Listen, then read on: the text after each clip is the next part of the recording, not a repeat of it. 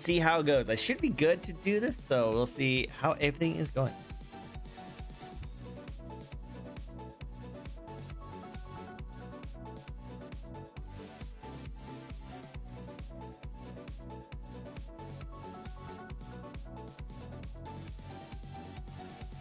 Little panda friends might be a little shy. Hello, hello. Hello. Oh, hi. How you doing?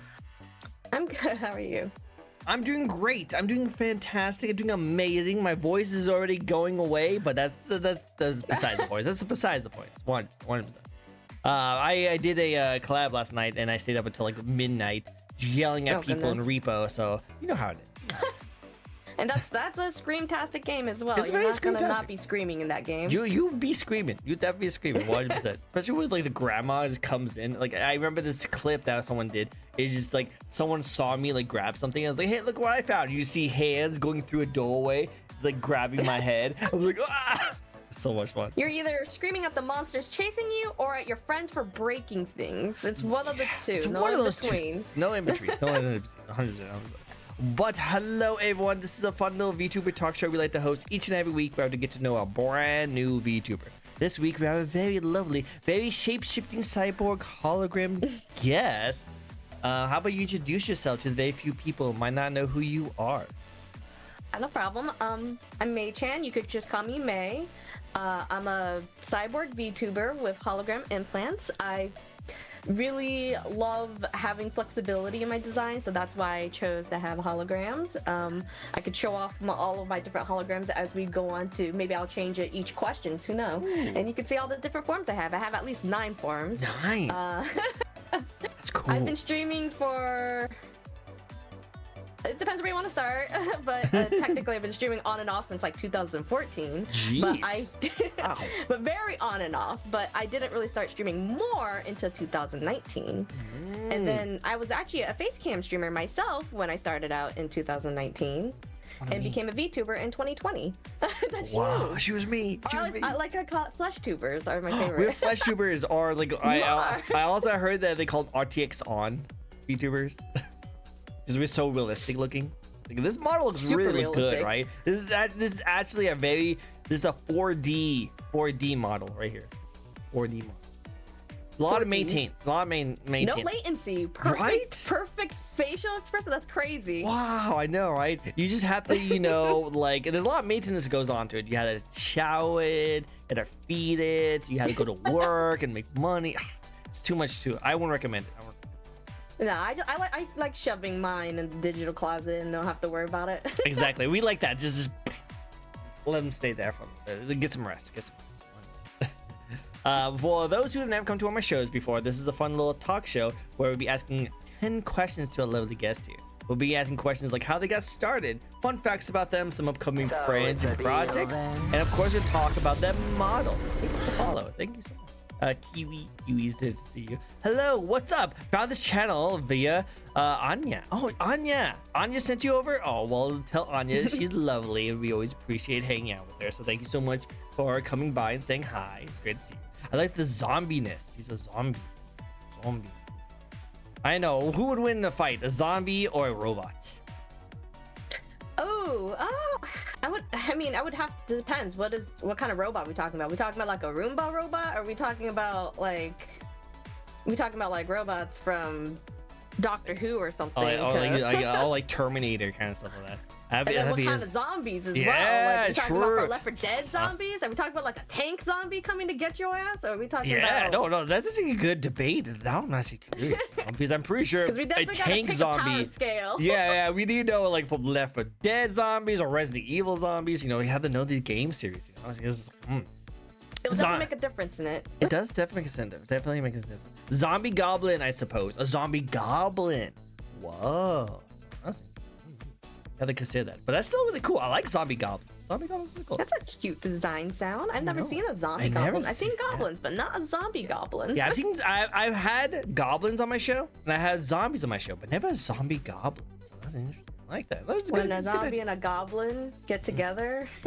Wait, that's how you think about it? It's like, oh yeah, when a mommy zombie and a daddy goblin like each other When they a lot. love each other very much. I'm all thinking of it as like, oh, there's some fantasy necromancer like summoned up some goblins. That's my mindset. Oh, that's also true. Have you all heard of Goblin Fia? I have. Goblin Fia has actually been on my show before. She's a lovely, so nice goblin. She's so cool. Have you met Fia before? I have not actually. This She's is a really really fun way for me to meet more VTubers as well. Exactly. That's why I had to do this show. Because, all these people can come together, see all these amazing VTubers.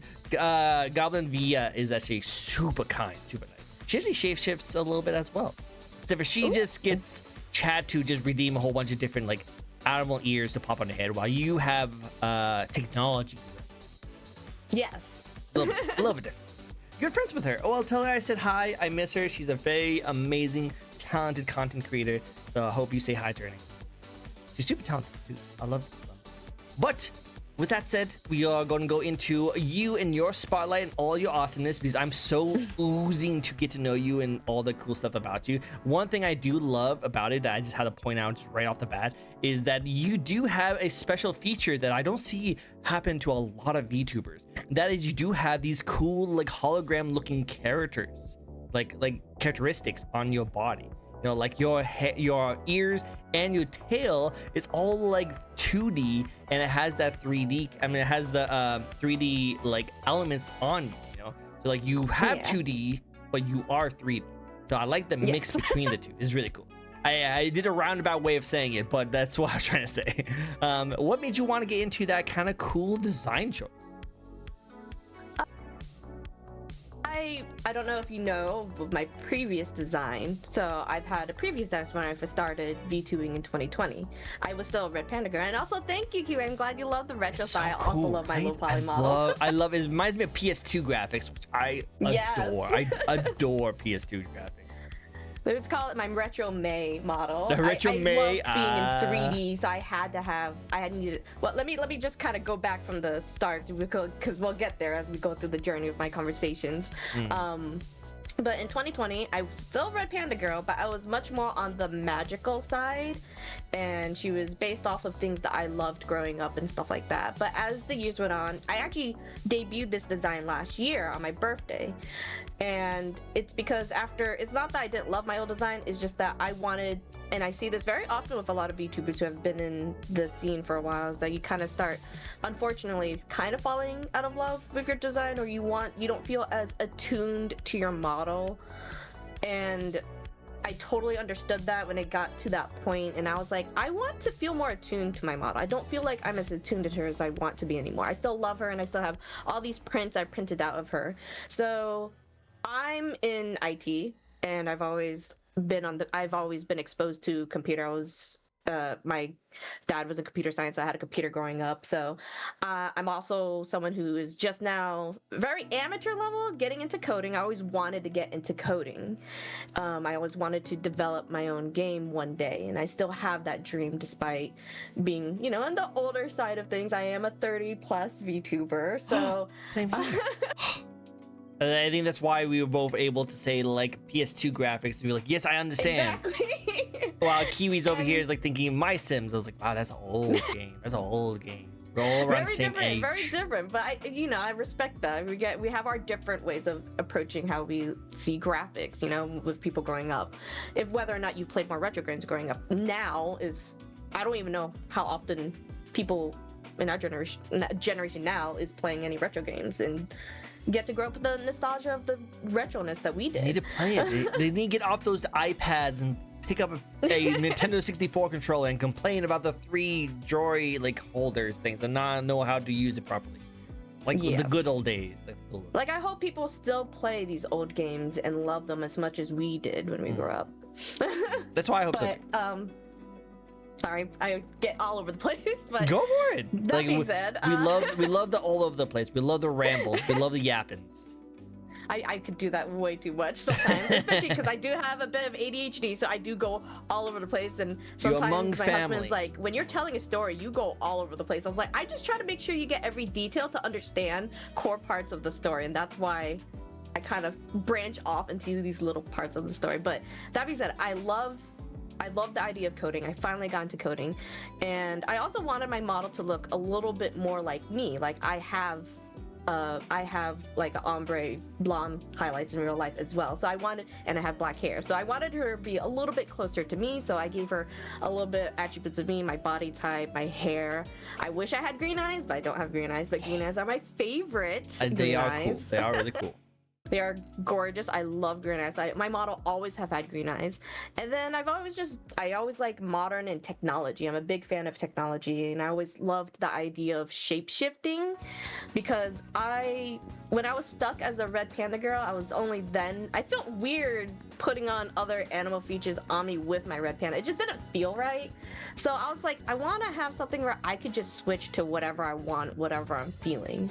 And so I always really like the hologram aesthetics as well. So I was like, I mean, I grew up playing Halo and Halo 2. So super into Cortana. I'm pretty sure she was part of one of my awakenings, maybe. So I can see it. I was like, yeah, I'm gonna give her hologram features of all my favorite creatures, which is what I like to say all the time. And so and then I had my previous live 2D artist mom, Lee. She helped design this model and this outfit. I just kind of wanted something it's something like cyber street tech wear that made sense for, you know, technology based worlds that you would see in like Cyberpunk or something like that. So she helped out a lot with the design. I can definitely see that. I also get a feel of like Mega Man a little bit from like the futuristic kind of style of things, you know? Yes. I like it. That's so cool. I like it. Well, this kind of leads into my first question of the night for you. So how about we just hop right into the first question, because you're already kind of on track with what we're talking about. And that is really just how you got started in content creation in the first place. That leads into your VTuber model. So, like I said at the beginning, I was on and off streaming since 2014, when like maybe just when it was just switched over to Twitch from Justin TV. I've always I remember watching like League of Legends. I used to play a lot of League of Legends. Not anymore. I'm like League of Legends sober for like 7 years. Oh, congratulations. Oh, that's all. I'll give a head of applause. Sober for 7 years. I like to call it, because League of Legends was in its own realm of toxicity when you dealt with it. I played it for 7 years when it first came out. So I was playing a lot of MOBA, so I was like got out of it. But I used to watch a lot of League of Legends streamers, and used to actually stream League of Legends with other friends who played League of Legends at the time and whatnot. But that was super on and off, and pumped me per se to get into it. I think I just liked the idea of, my core reason why I like content creation is making memories, very specifically. I love going back to a lot of my old videos I have on YouTube. All my VODs of games I played for the first time, and seeing my own reactions. It's like a digital time capsule for myself, and for other people who enjoyed like watching me go through those first plays. So that's the core reason why I like content creation. It's just I like creating and just doing silly things that are either relatable or just fun in general for me to create. I got into video editing in 2021, and now I've learned how to streamline my own editing skills into my videos. One, because it saves me money. Trust me, it does. That's a skill you do need to have. Like, I feel like it's not that difficult, but it's something you need to learn as a content creation. I will say it is very, I understand it can be very daunting when you get into video editing, but once you figure out, a lot of Googling, and that's kind of like another thing that I tell people all the time in IT. IT is just glorified Googlers. Like, there's 1,000 solutions to do, and you just need to really research which solution will work for you. And typically that's what it is. That's majority of the time it is. Same thing for video editing. I use Premiere Pro, so all I do is just put in Premiere Pro, how to do this. And then I get it right there. There's like 1,000 YouTube tutorials to do it. And then I just take those knowledge and you just slowly start muscle memory learning all of that in video editing. And so when you start doing that, you start to make the videos however you envisioned it. And I think that's also another fun part. I like, you know, oh, this would be a perfect moment to zoom in on my face or zoom in on the content or shake it because things are getting crazy. And I could specifically do that without having to have an editor and telling them all my feedbacks, because you know, sometimes they might not hit the mark every time of what you are looking for. So when you're able to do it yourself, it just feels nice. Oh, agreed, 100%. And I think that's kind of how it. I actually had a person on my show not that long ago pretty much stated that like they have an editor and they love the editor, but sometimes with the editor being like a freelance editor who does other people, sometimes they don't have time to do some things. So being able to have the skill to do it on your own is also still really good. It's just in case, even if you have an editor, they have to make money off of other editing like people and clients. So it's good to have your own, just in case you have to like post a video that's like a trending video that's popping off right now, and you need to get onto that like trend before it goes away, so you can edit something really quickly. So it's really good to have that. Really good to learn. It's also just like you have. It is very time consuming, I will say that. Like you will be, when you're starting it, it will take you longer than you feel to edit a video. But once you start getting this, I started learning how to take shortcuts in my video. I started being able to save presets and make my streamline the process a lot faster and whatnot. So it takes time. I definitely encourage people to learn video editing skills, especially when you are an indie VTuber, because it will help you so much. I'm proud of myself on this one. I think since last year, I can't remember when, I have to look at Buffer. I use Buffer to schedule all my videos out, but I could look at the calendar. And I post 3 times a week since at least October last week. Like there might be a couple weeks where I miss one extra video, but I would try to like pump out all my shorts on the weekends, and then I plan it out the week, and then I try to catch up so that way I'm not stressing too much. And then that's where sometimes editors can help. I have an editor who like edits 5 videos for me, and I use his as a buffer for when I need to edit. So I was like, oh, I don't have anything edited, I'm gonna put his videos in. And then that kind of keeps me on track of posting 3 times a week. So it's a very helpful skill. It's a lot of scheduling and time management. That is what you learn a lot as a content creator, is the time management and scheduling part of things. Because consistency is extremely important in content creation. You definitely need to have those. It really is. So to be able to manage your time and schedule things properly is really crucial. I highly recommend it. It is a skill that I definitely recommend everyone goes for. Now, that is a huge soft skill, I want to say, because I think for a lot of people who do want to focus on growth in content creation, like they mainly want to grow, they mainly want to, you know, become bigger eventually is probably their goal, and consistency is like 100% the core, I feel like. And a lot of people who aren't, I don't know what that was. Yeah, I just saw just a random fire just come out. Are you trying to worry about that? Am I going to worry about my stage being fire? Yeah. No, I think that was definitely on mine because I saw that on my green screen. So it's definitely Warudo, and I don't know what it was. Just make sure that no fire is catching in my stage, please. You know, I have a stream. It was sparkly, so it was magical fire. It was good fire. Okay, good. Be sure. It dissipated. I'm gonna interview you later today. I don't want to have to deal with the fire replications. Let me sure. Yeah, this is fine. Yeah, it's fine. It's fine. Nothing to worry about. Yeah, totally. Okay. Continue. Eye out with my fire extinguisher over here, just in case.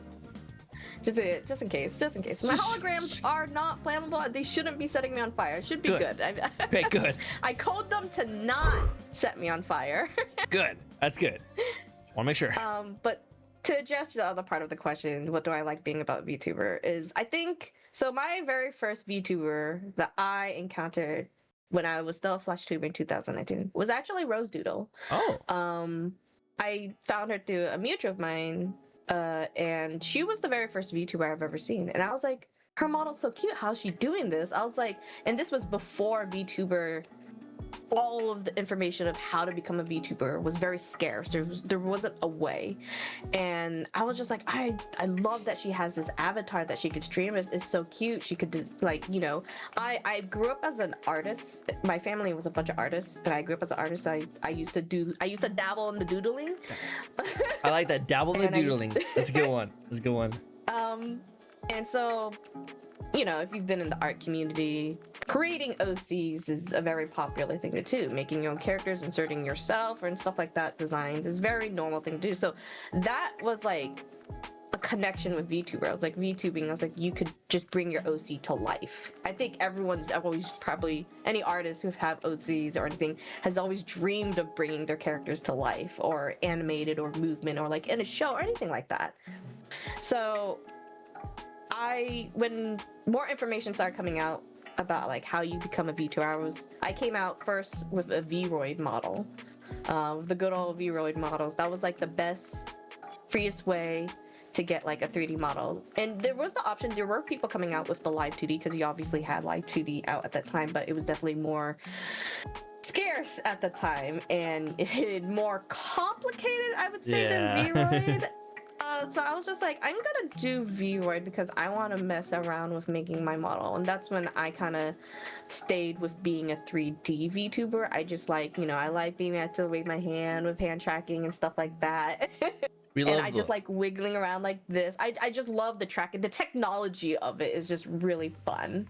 Yeah, I can see So, you know, just being able to bring your OC to life is what I like about being a VTuber. But also at the same time, there are other reasons, like, you know, when it came to being a VTuber, I did constantly, unfortunately, you know, a little bit of the stereotype that people have against VTubers is, oh, some people say, like, is it because you're ugly and stuff like that? It's like, it's not because I did not feel ugly. It's just that I felt, yes, self-conscious sometimes if I wasn't, like, for me, wearing makeup. If I felt like, you know, if I was having bad skin days and stuff like that, I would, you know, feel self-conscious in webcam. And it also felt, oddly enough, more exhausting, because sometimes I feel like you had to, as a VTuber, sometimes you have to, at the time, put on an act or be more of an entertainer when everyone could see exactly what you're doing and expressing yourself. Yeah, you keep an eye on us. We have to make sure. You have a little more lenience. You can't be like, oh shoot, you know, you gotta watch out for those kind of things. Yeah, watch out. Yeah, like you can't be doing anything sus like that. But you can. Yeah, my total reason is that I totally want to be doing sus stuff behind, like, you know. Oh yeah, you look like a person who would totally do sus things behind the camera. Oh yeah. I can see now. It's like, scratch, you know, scratch. Like, my favorite thing with hand tracking is, like, sometimes you see me scratch my head and, you know, they can actually see that. So it's like I'm closing that gap of they're kind of seeing almost anything I could do, but not everything I am doing at the same time. I love it when I get like 3D with hand tracking, and I obviously see the hands go like and there's like nothing in the hands, but then I see the head tails. So like, I know what you're doing. Tricky, you over there. VTubing was just I thought it was an extremely creative outlet to do streaming as someone who is an artist, and being able to bring your OC to life. I think that's just what's really fun about VTubing. I just think it's another medium of content creation that just kind of bursted out, you know, towards the end of 2019, and it was just really fun to dabble, and it still is. There's so many programs people have developed over the 5 years have made it fun, you know, the Twitch interaction things to throw things at people, there's just so much stuff you could still do with it. You don't have to do all of it, but like the options are there. Like, it's fun. It's just really creatively fun. That's what I love about it too. It's like there's so much creativity that goes into it, and you can do so many things. And I've seen some people do some of the most craziest of like interactions that I would have never even guessed that you can do as like a VTuber. Like, aside from being a base camera, like base cameras have their own like levels of creativity that they can do as well. But when you add VTubing to the mix, oh my god, there's so many cool things you can do with like chat integrations and like that. I'm so happy to see all the cool things. Whenever I see something new, I'm like, oh, that's so cool. I love to see it. It's really cool. I like it. One question I did want to ask you, it usually bridges gaps between the two questions I usually ask, is that so you went from being a face cam to a VTuber model. What made you want to like really consider of that like process of when you actually wanted to go from being, you know what, actually I do want to become a VTuber? And was it because you were just like, you know what, I don't want to style my hair, I don't want to wear clothes, I want to be able to do what I want behind the camera? Exactly. A model. When did that start? When did that process start? It really did start when I first saw Rose Doodle. I'm not gonna lie. When I first saw her, and I was just so fascinated by the technology at the time, because I was just like, how is she doing this? How is she tracking it? How is her model moving? And at the time, they didn't have like a ton of super facial tracking, so she was using other things to move her model and then her mouth moving. So it wasn't like this nowadays. This is like the new stuff. But it was still really cool in 2019. And I was just like, I really want to do that. I want to find out. And that's, you know, I was at the beginning of my IT career, so I was just like Googling everything, like how do you do this? Like I didn't even know it was really the VTuber wasn't really the term at the time yet. We didn't have a name for it. She was just using an avatar, and despite that it is very popular in Japan, it just hasn't transitioned to the Western. So I didn't know how to research it properly until we finally grabbed onto the term VTuber, and then I was able to do more in-depth research and finally get like, oh, there's this, and as soon as I got those sources, that's when I went into it. I was like, I want to do this. This looks fun. No, 100%. And it looks really cool. I really like that a lot. I think there's a lot of really cool elements on the VTubing. I like the transition you go for it, because you seem like a really creative person. And when you get into that creative sphere, you love coming up with these really cool ideas for your model that like sometimes a face cam can't actually do. It was really cool to see you actually transition to that, because you were so inspired by another VTuber and like, how do they do this? What do they do? This is so cool. I want to try and do the same thing. And you research and you develop a skill on your own to now eventually get you to where you are today. It's really cool. And I think a lot of people are like that nowadays. And I think that's why the VTuber community keeps growing. It's just cool. I don't know. So like cool. Yeah, no, you're not wrong. It's cool. so cool. I love it so much. Like, it is so cool. People really liked like VR chat, you know, going in VR chat and having a model and just being silly. It's not that different, but you're doing it in content creation form, you know? So it's just like you have your model to express yourself in whatever ways, and whatever creativity or imagination you had, you just projected it. And I think this helped a lot of people project their imagination, in my opinion, which is why I think it's a fantastic creative outlet for a lot. It's really cool. I like it a lot. I think it's nice. All right, well, let's go into more of your model and the lore behind it. What's your lore backstory?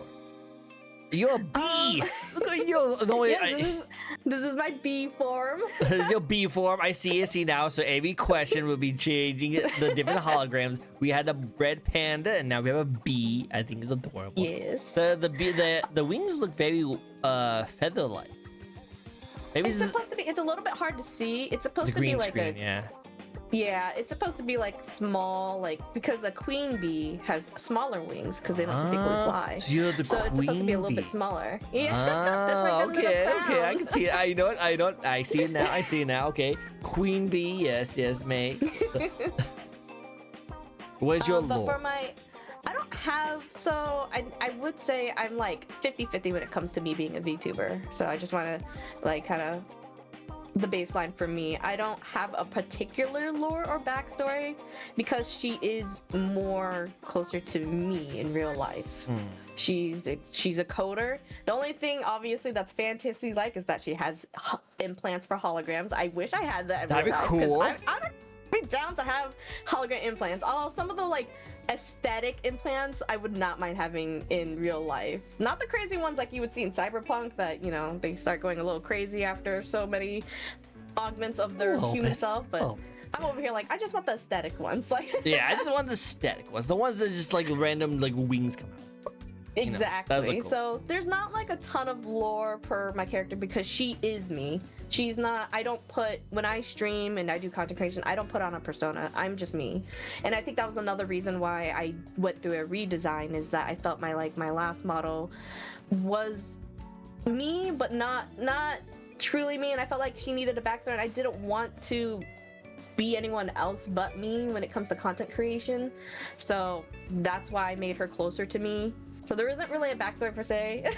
Makes sense. But, you know, it seems like you were too detached from like what you feel like when it comes to your model, because your model is supposed to represent you, and you felt like it was too detached from you. So now you, with your current model, seems a little bit more grounded to who you feel like you are, and it's just a nice little fun aspect to what you know.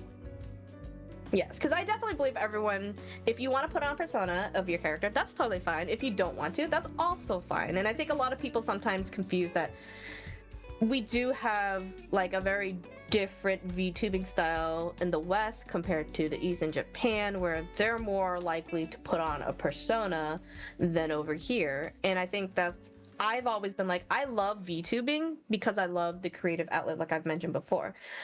I didn't watch VTubing for the culture around it or anything in Japan and stuff like that. I was like, I want to do VTubing my way. And my way is I don't want to put on a persona. I want to be more genuine to who I am so people can know who I am, not what my character is. And I also just not good at the whole role-playing another character. I don't know. I just like being me. I just like to be me. I don't want to be anyone else. I be me.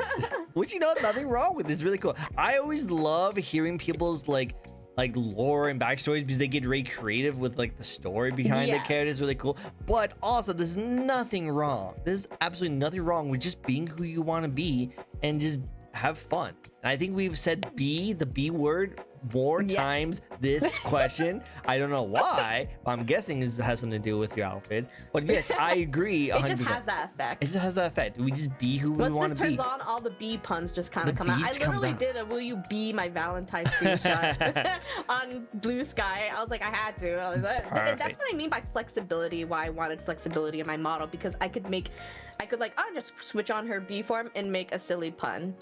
And I could, and then for Valentine's Day, I have a bunny form, which will probably be the next one, would be perfect for Valentine's Day or Easter. So it's like, it gives me flexibility for content creation. Having all these different forms is another reason why I picked to have shape-shifting forms, but with holograms. Perfect. No, it works perfectly for you. I like it. Well, like I said, I think it's great creative. It's very cool. I like it a lot. And it makes you be more unique in a way that you get to be who you want to be. So nice. Really cool. Awesome. Ready for the next question? Yeah. Cool. And apparently we're going to get switched to the bunny form, with your ears are getting coughed just a little bit. But nothing wrong with that. Nothing wrong with that. What makes you, like, what do you bring to the VTube community that helps you stand out? I want to say that's a kind of like rough question to answer, I guess you could say, because it's difficult. It's difficult. This because standing out is hard. Yeah, standing out is really hard, and this question gets harder by the day because more and more VTubers come out of it. But it's always good to think about this kind of things, because the main reason why I like to ask this question is not saying that you have to stand out. There's nothing wrong with just being who you want to be and have fun. But it's always kind of interesting to just think about is like, what do I bring to a VTube community? Because like a lot of times when people make content stream, they want to be known as that person. Like if they like, oh, I watched this one VTuber who does holograms. It's like, oh, okay, well, that person's known for doing the hologram stuff like that. Or like, I like this person who always changes up their appearance every single like redeem. Oh, I want to be known as that kind of situation. So like, it's kind of know when people talk about you and what they say about you that it helps you stand out. Because if you just say that, oh, this person is a VTuber on the internet, there's a lot of those. With like thousands of search. Exactly. So it's kind of hard to stand out if that's all you are known for. So it's good to be known for something specific, so that's easier for you to be searched, you know? Yeah. I think when I have to really, I'm trying to dig deep about thinking about this question. I think when it comes to, I think for me, what do I bring to stand out is I feel like conversations like what we had previously. I do think a lot of people sometimes tunnel vision or focus on certain aspects of whether it comes to content creation or VTubing or both, that they kind of put themselves in this corner. And I feel like content creation is supposed to be the opposite of that. I feel like content creation is like, you know, just multifaceted in terms of expressing yourself. And I'm a variety streamer, and it really all depends what you want to do with content creation. And it's funny enough, I was supposed to have a whole video on this, but it was such a long video to edit, I haven't gotten to it yet. But I want to be, I've had a lot of people ask me over the years, like, how do I get into VTubing or even content creation? And a lot of them tend to put themselves in this corner. I was like, honestly, I was like, first, see if you like streaming in general. If you're going to do streaming, if you're going to do just like YouTube content where you're just editing videos, that's a whole different beast than when you're streaming. Streaming is a whole other thing. You need to be more reactive and proactive when you're streaming.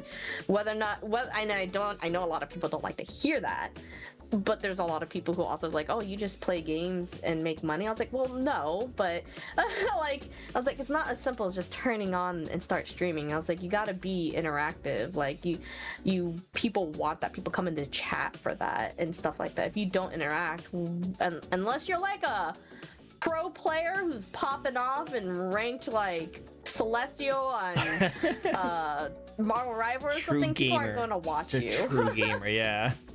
And it's unfortunate, but it is the true fact of it. I think people need to realize that. And I do often like to, I'm an open book, and I often like to talk about and advocate for people to, you know, keep themselves in check when it comes to getting into content creation, because it can be mentally draining.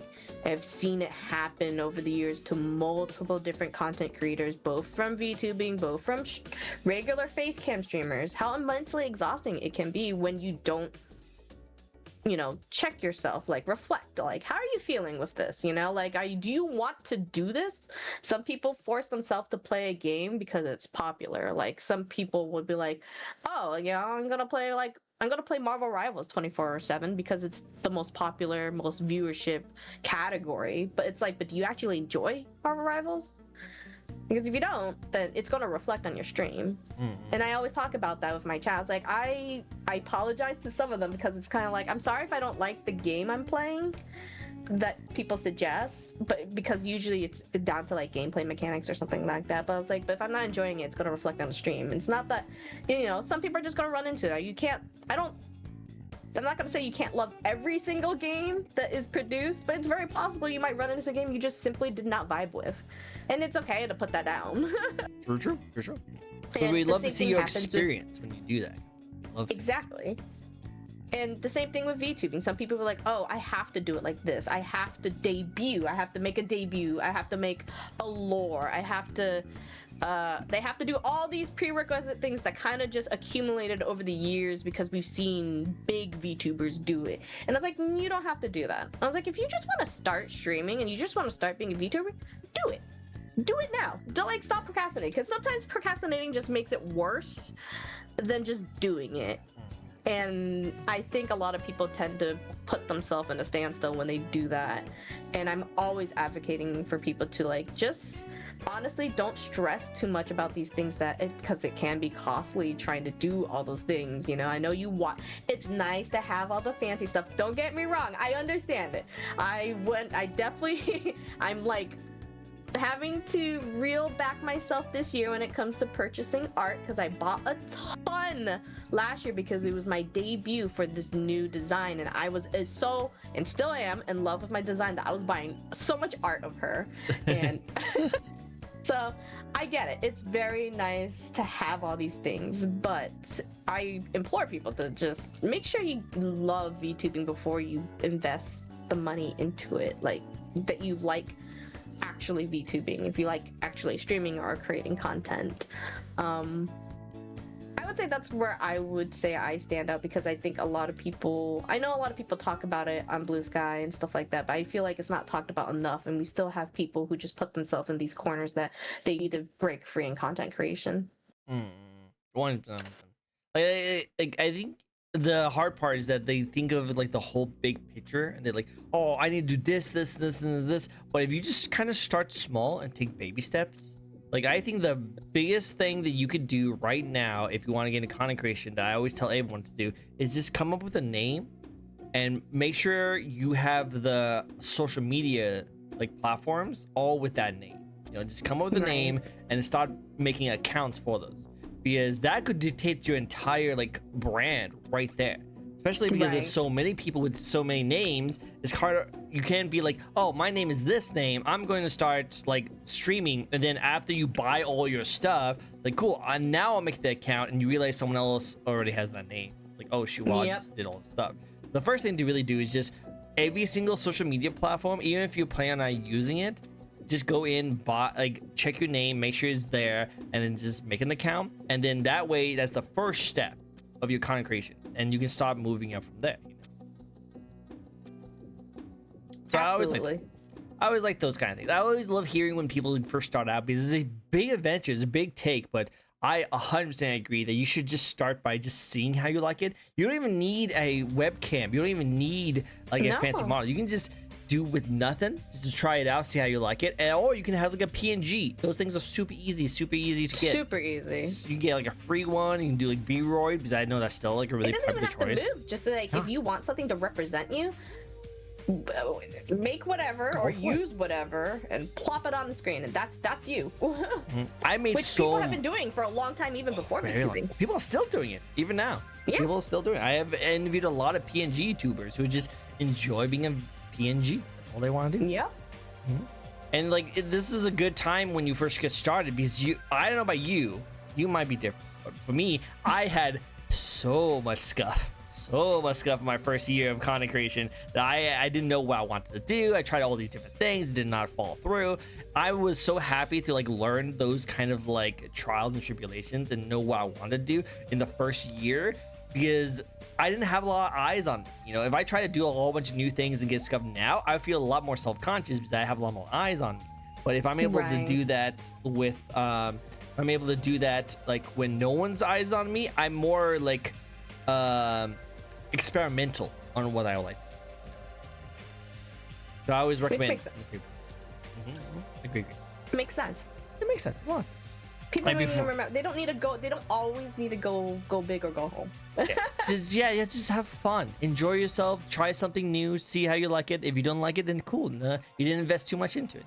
You don't want to put all balls to the wall, all this crazy antics, just to find out that, not really my jam. And you already spent, and you can't really refund a VTuber model. No, it doesn't work that like way. it could quickly get out of hand if you're not, careful. So that's why I'm like, don't spend hundreds of dollars just yet. Like, see if you even like it first. With that said, let's get to the next question. With this question, it's actually going to be a spin the wheel redeem. I didn't actually tell you this, but we usually actually have a spin the wheel redeem. Not that one. Oh, look at that. This one, we have this nice little spin the wheel. Don't worry about the guy in the middle. He's just busy. He's being a silly little goose over there. I feel like he looks like he's been spinned too much. This is a very popular redeem on my channel. I don't know. A lot of people like to redeem this. I don't know why. He's gonna vom. He looks like he's gonna vom. Yeah, he's fine. Don't worry about him. He's just chilling. Psycho, one of our resident VTubers, who's a clown, just a clown. He's actually wanted to ask you a question. So let's get right into the first spin that we have for you. Let's see how we go. So the first question we have from Psycho is going to be, this is a fun one. This is a nice little basic one for you. What kind of music do you like to listen to? Okay. Actually, it'd probably be shorter to list what music I don't like, because I actually like listening to all kinds of music. Really, I'm a very simple person. Does it make me want to jam out? Want to jam? There's a little beat in your head. Very simple. Yeah, like growing up, I definitely was more into like when I was 12, I was more into like alternative rock, punk rock. Grew up listening to Paramore and stuff like that, or Linkin Park. That was my jam. But I was also super into like techno and stuff like that, and EDM. But I also really like pop as well. Like, I'm all over the place. I like music all over the place. Like, there's very few genres that I could say, like, I don't listen to a lot of country, but I can listen to country. Like, I don't mind country because I know there's probably a few country songs. I'm also like really terrible at figuring out artists though. Like, that's how I know, like, I just like listening to music, but I don't pay attention too much of like who produced it or the artist. And I say that in the most meme way, because there was probably the longest time where I was like, I didn't know this was Queens. You're like, oh. Queen music, and I didn't know it was Queens. Like, I just knew the song existed and I like it, and I just never, growing up, I just didn't really look up like who sang this. I just like, oh, I know the song, and I'm like, yeah, it's Queens. I was like, this is Queens. I was like, did you not know that? I'm like, I just don't know a lot of things. There's only like a few bands that if I listen to like at least 5 of their songs across the board, then I will know. Like, I really loved System of a Down growing up and stuff like that, so I definitely liked a lot more of their songs. So, but generally, like, it just depends what I'm in the mood for. I listened to a lot of K-pop growing up as well, and so it's just kind of like I'm all over the place. It just depends on the month and the mood. Like last year was probably the most, like, it was dominating every day. I think literally when I first started getting into it, it was the only thing I was listening to for almost the entire year, which started around like February. Not last year, the year before though, 2024, was Epic the musical. Epic, have you wow. heard of it? I have heard of it. I have heard of Epic. So when we got into Epic the musical, I was obsessed, and I do like musicals every now and then. The year before that was the Heathers, when I learned about the Heathers. So 2024, I was every day, especially when new albums are coming out for Epic the musical. That was all I was listening to in my car, at home. That was it. So that sometimes the mood is that, and sometimes it might span for the year. The whole year. The whole year, 2024, right? You listen to Yeah. Epics? What was 2025? 2025, I think. I was trying to think. I kind of went all over the place with that one too. I was like, I think I was a mixture. I was listening to some rock and I was listening to some K-pop that I liked, and then I don't think there was a singular genre for 2025. I was all over the place as usual. I was like, oh, I like this. Like right now, I'm like super into like Bad Bunny with all his I'm not gonna lie, with all of his music, you know. I heard a couple of his music way back when, like 2021 kind of time. I haven't really listened to a lot of his music in terms of recency, but recently hearing his DTMF, I was like, I really vibe with this song, and so I've been like going down, funny enough, Bad Bunny, a rabbit hole with his music. I see what you did there. I see what you did there. Man, this would have been a perfect time to be in my bunny form, actually. Right? You can switch to your bunny form and make that joke and then go back, you know? But so right now I'm like into Bad Bunny, and it's not crazy for me to transition because I don't speak Spanish and I don't understand Spanish either. But growing up, I'm also never speak or listened or understood Korean either, but I loved K-pop for the longest time growing up. So it's not that crazy for me to do the switch and be like, because some people was like, you really like Bad Bunny? I was like, yeah. I was like, do you not understand what he's saying? I was like, neither did I for K-pop. Like, like, I didn't care about whether or not I could understand the language. It's like, I tend to focus, when it comes to music, I tend to focus on the sound more, the rhythm, more than the lyrics first. The lyrics kind of come after for me because I have a hard time hearing or processing what they're saying, depending if it's like, if it's pop, I can understand it. If it's rock music, depending if I'm listening to like some kind of scream on there, I'd be like, I don't know what the fuck they're saying, but I vibe with it. I can rock out. I'm vibing. You know, the beat though, the beat is good. Or, you know, like sometimes System Down, some of his, like when he sings, he says it pretty freaking fast. I'm like, I don't know what he said, but I like this. So the same thing for me with Bad Bunny. I was like, I don't know what's going on, but I vibe with this a lot. And then it's been on, so like the last week and the week before, it has just been nothing but Bad Bunny, specifically DTMF, like on loop. Yep, I agree. I love those kind of things. Like music doesn't matter what language you speak. If it's good music, you vibe to it. You vibe to it, and that's just, I don't know, that's just always, I've always been like that since I was little. I was like, my mom liked a range of different music, and I think that probably just globbed onto me. Nice, I love it. That's so cool. I like it. Good answer.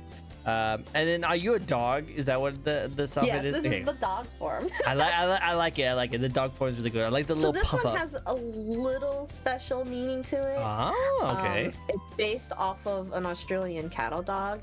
and it's specifically orange because me and my husband used to have a dog that was an Australian cattle dog, and his name was Trooper. He's no longer with us, and we miss him very much. And so when I was designing some of my hologram forms, I was like, I want a dog form, and I want to kind of tribute it to our past dog.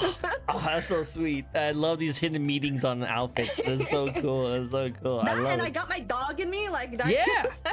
Yeah, the Tails. Hey, Tails, hello, it's great to see you. Yep, she has a dog in her. She has I got that dog in me. And the dog in them. I like it.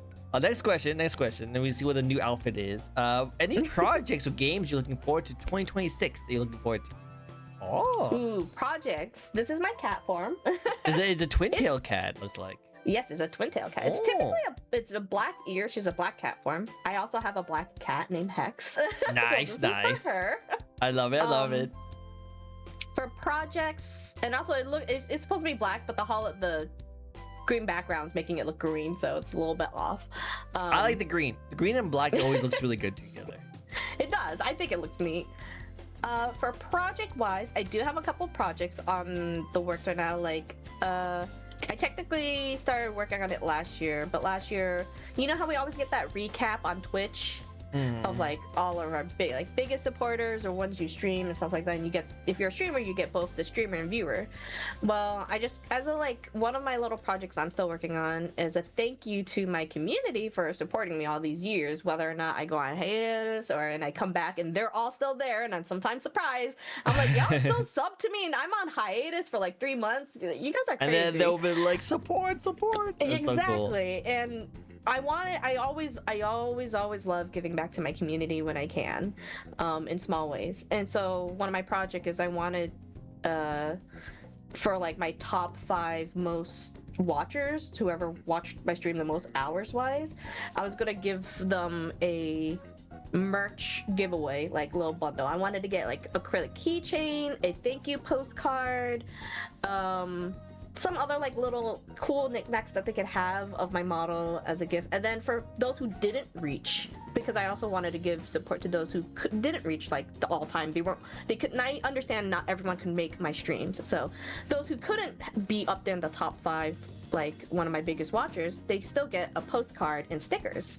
So I was like, if you sign up for this, like obviously I have to collect information to be able to ship this somewhere. I was like, I give back to my community, say thank you for all of the support over the past few years. So that's one project I'm working on. I'm super excited for. I actually have one of my biggest ones I'm super excited for right now. It's taking a little while. Is I actually last year, for some reason, I don't know why, but it happened, and this is what I mean, creative outlets just kind of happen. I was obsessed with it. I just like, I kind of want to do this. But it's super embarrassing for me every time I talk about it, because it was my first time ever. I made my own rap song. Yo, that's epic. That's so cool. You rapped? That's awesome. Okay, so first of all, this is why I say it's embarrassing. I've never rapped in my entire life, ever. I listened to rap music growing up, and every now and then now too, but I've never like actually rapped. And I used to have like with my cousins when we were younger, because we were definitely into like, you know, rap music and break dancing when we were younger. We didn't used to have rap battles with my cousins. So was I good at it? No. I mean, none of us were really. I wish I could have seen that. That would have been hilarious. That'd be so cool. Well, when the project is done, you'll at least get to hear this one. But this one will be obviously more fine-tuned. So I randomly, when I said, I've told you earlier, it's part of the lyrics, actually. I wanted to mention it, but I figured it probably makes more sense if I mention it sometime in the interview, like for questions like this. When I say I have hologram features of my favorite creatures, that's actually a line in my rap music. It's supposed to be a rap introduction. So typically you see like VTubers have introduction videos and stuff like that, like really cute introduction trends. I was like, when I spit that line out, I wanted to write a whole, I started, my brain just started like, it was turning, and I was like, I've never written a rap song before, and it's definitely gonna be really cringe, and I'm totally okay with that, because it's just a we love the silly, cringe. fun rap intro. I think it's great. Gotta embrace the cringe, you know? Gotta embrace the I'm a millennial. We embrace the cringe. We embrace the cringe. Yes, 100%. And that's why we're allowed to do whatever the hell we want, because we don't let the cringe hold us back. Never. And so I said, screw it, I'm gonna go with this. So I wrote out everything I could to make it, you know, the rap. And then I commissioned someone who actually produces music and has experience with even writing. I asked him advice. I learned how rap flow works and all of that. And then I hired him to also mix and everything. So I did my audios, I gave him everything he needed to mix it, and he even came up with the beat for it and everything for me. So I have actually all of that done. I just now need to I want to get art, and then I need to contact a music video editor to put it all together for me. And so I'm hoping to debut that sometime this year. That'd be sick. I'm looking forward to it. Definitely let me know. I want to see it. I want to see it so badly. When it does I'll be insufferable with it. I'll be posting it everywhere. All over the place. I can't wait to see it. I can't wait to see it. What's the lyric? Like, I have the features of all my favorite creatures. Is that what it was? Yes, I have hologram features of all my favorite creatures. That's such a cool one. That's a cool beat. I love it. Yeah, I need to have some shirt. I need to have the shirt of that. You know, you need to have some. Make a shirt. You gotta get some merch of it. I need to have that as the line tag, and then have like maybe silhouettes of all your different models with the outline of the characters, with the different colors as the outlines.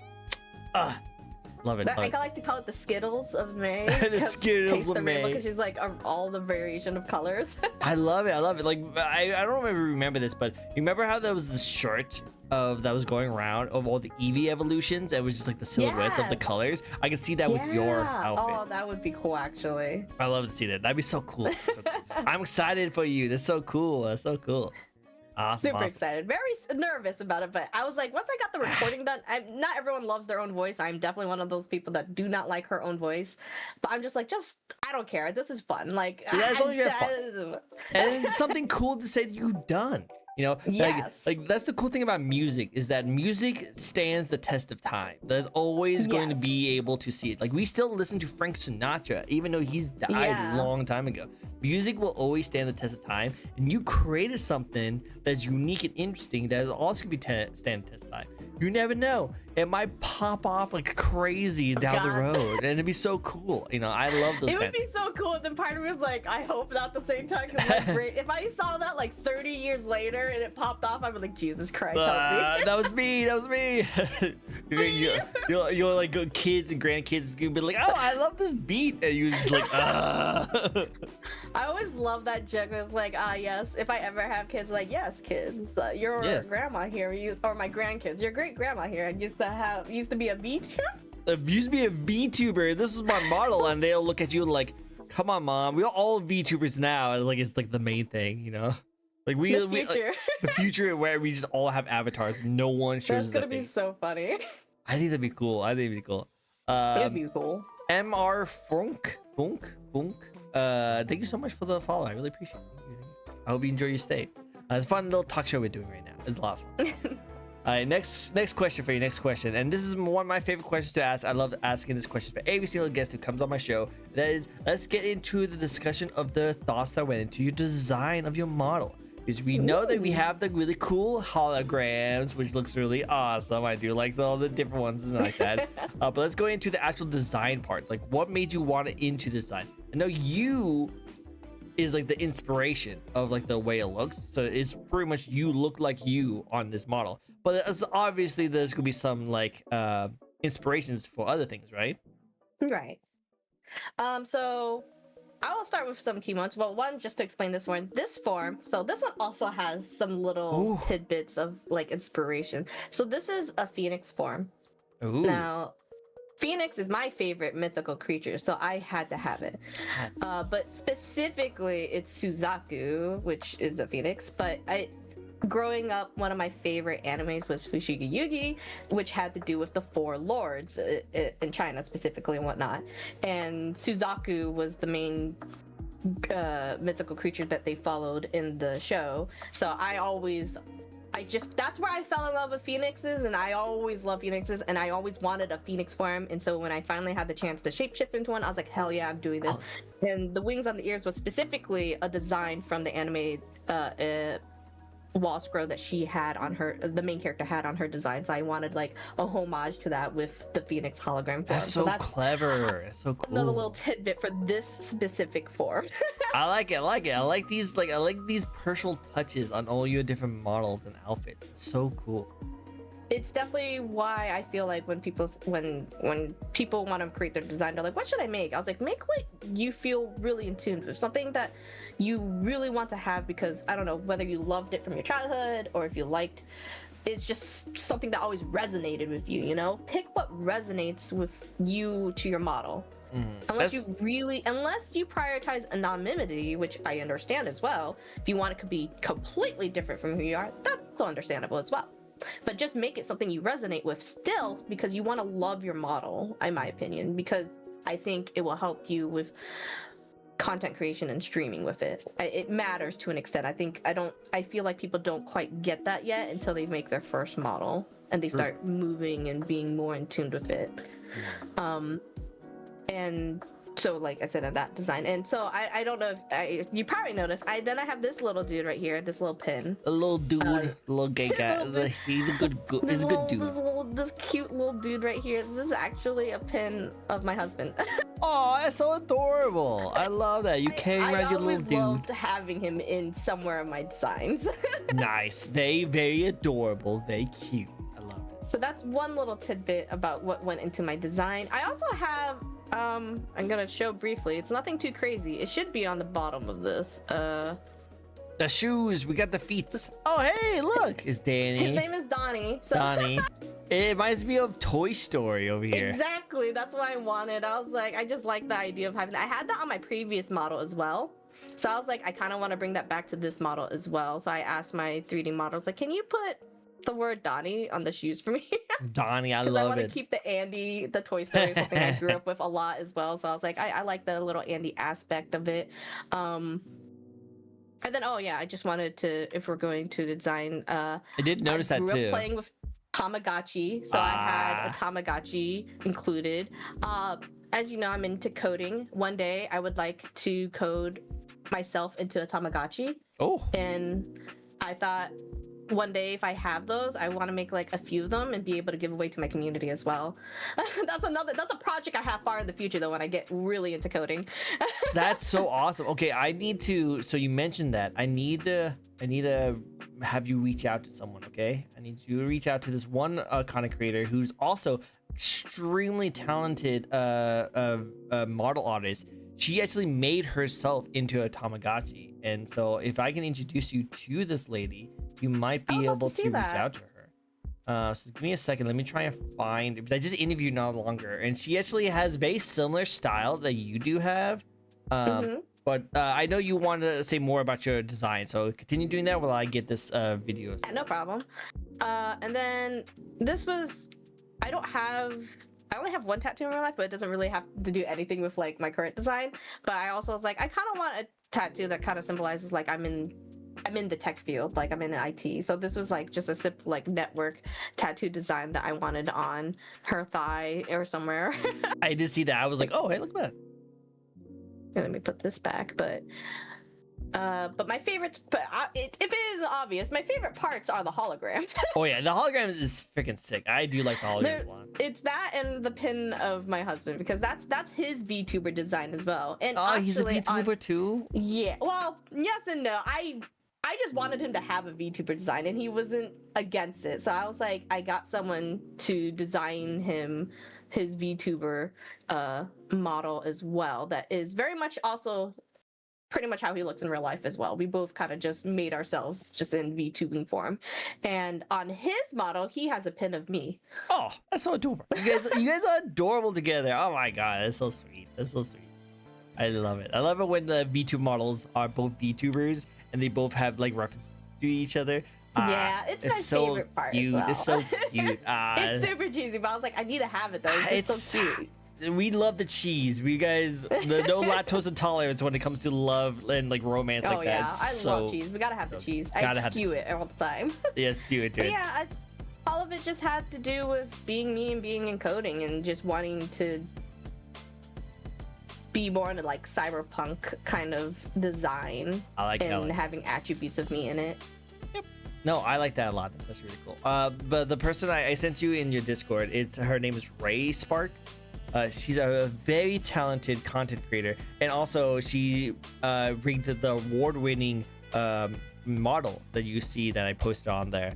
Her actual eyes is similar to yours, so cute. right? She actually has hologram eyes, and you can see it when she moves around. She's actually really well talented.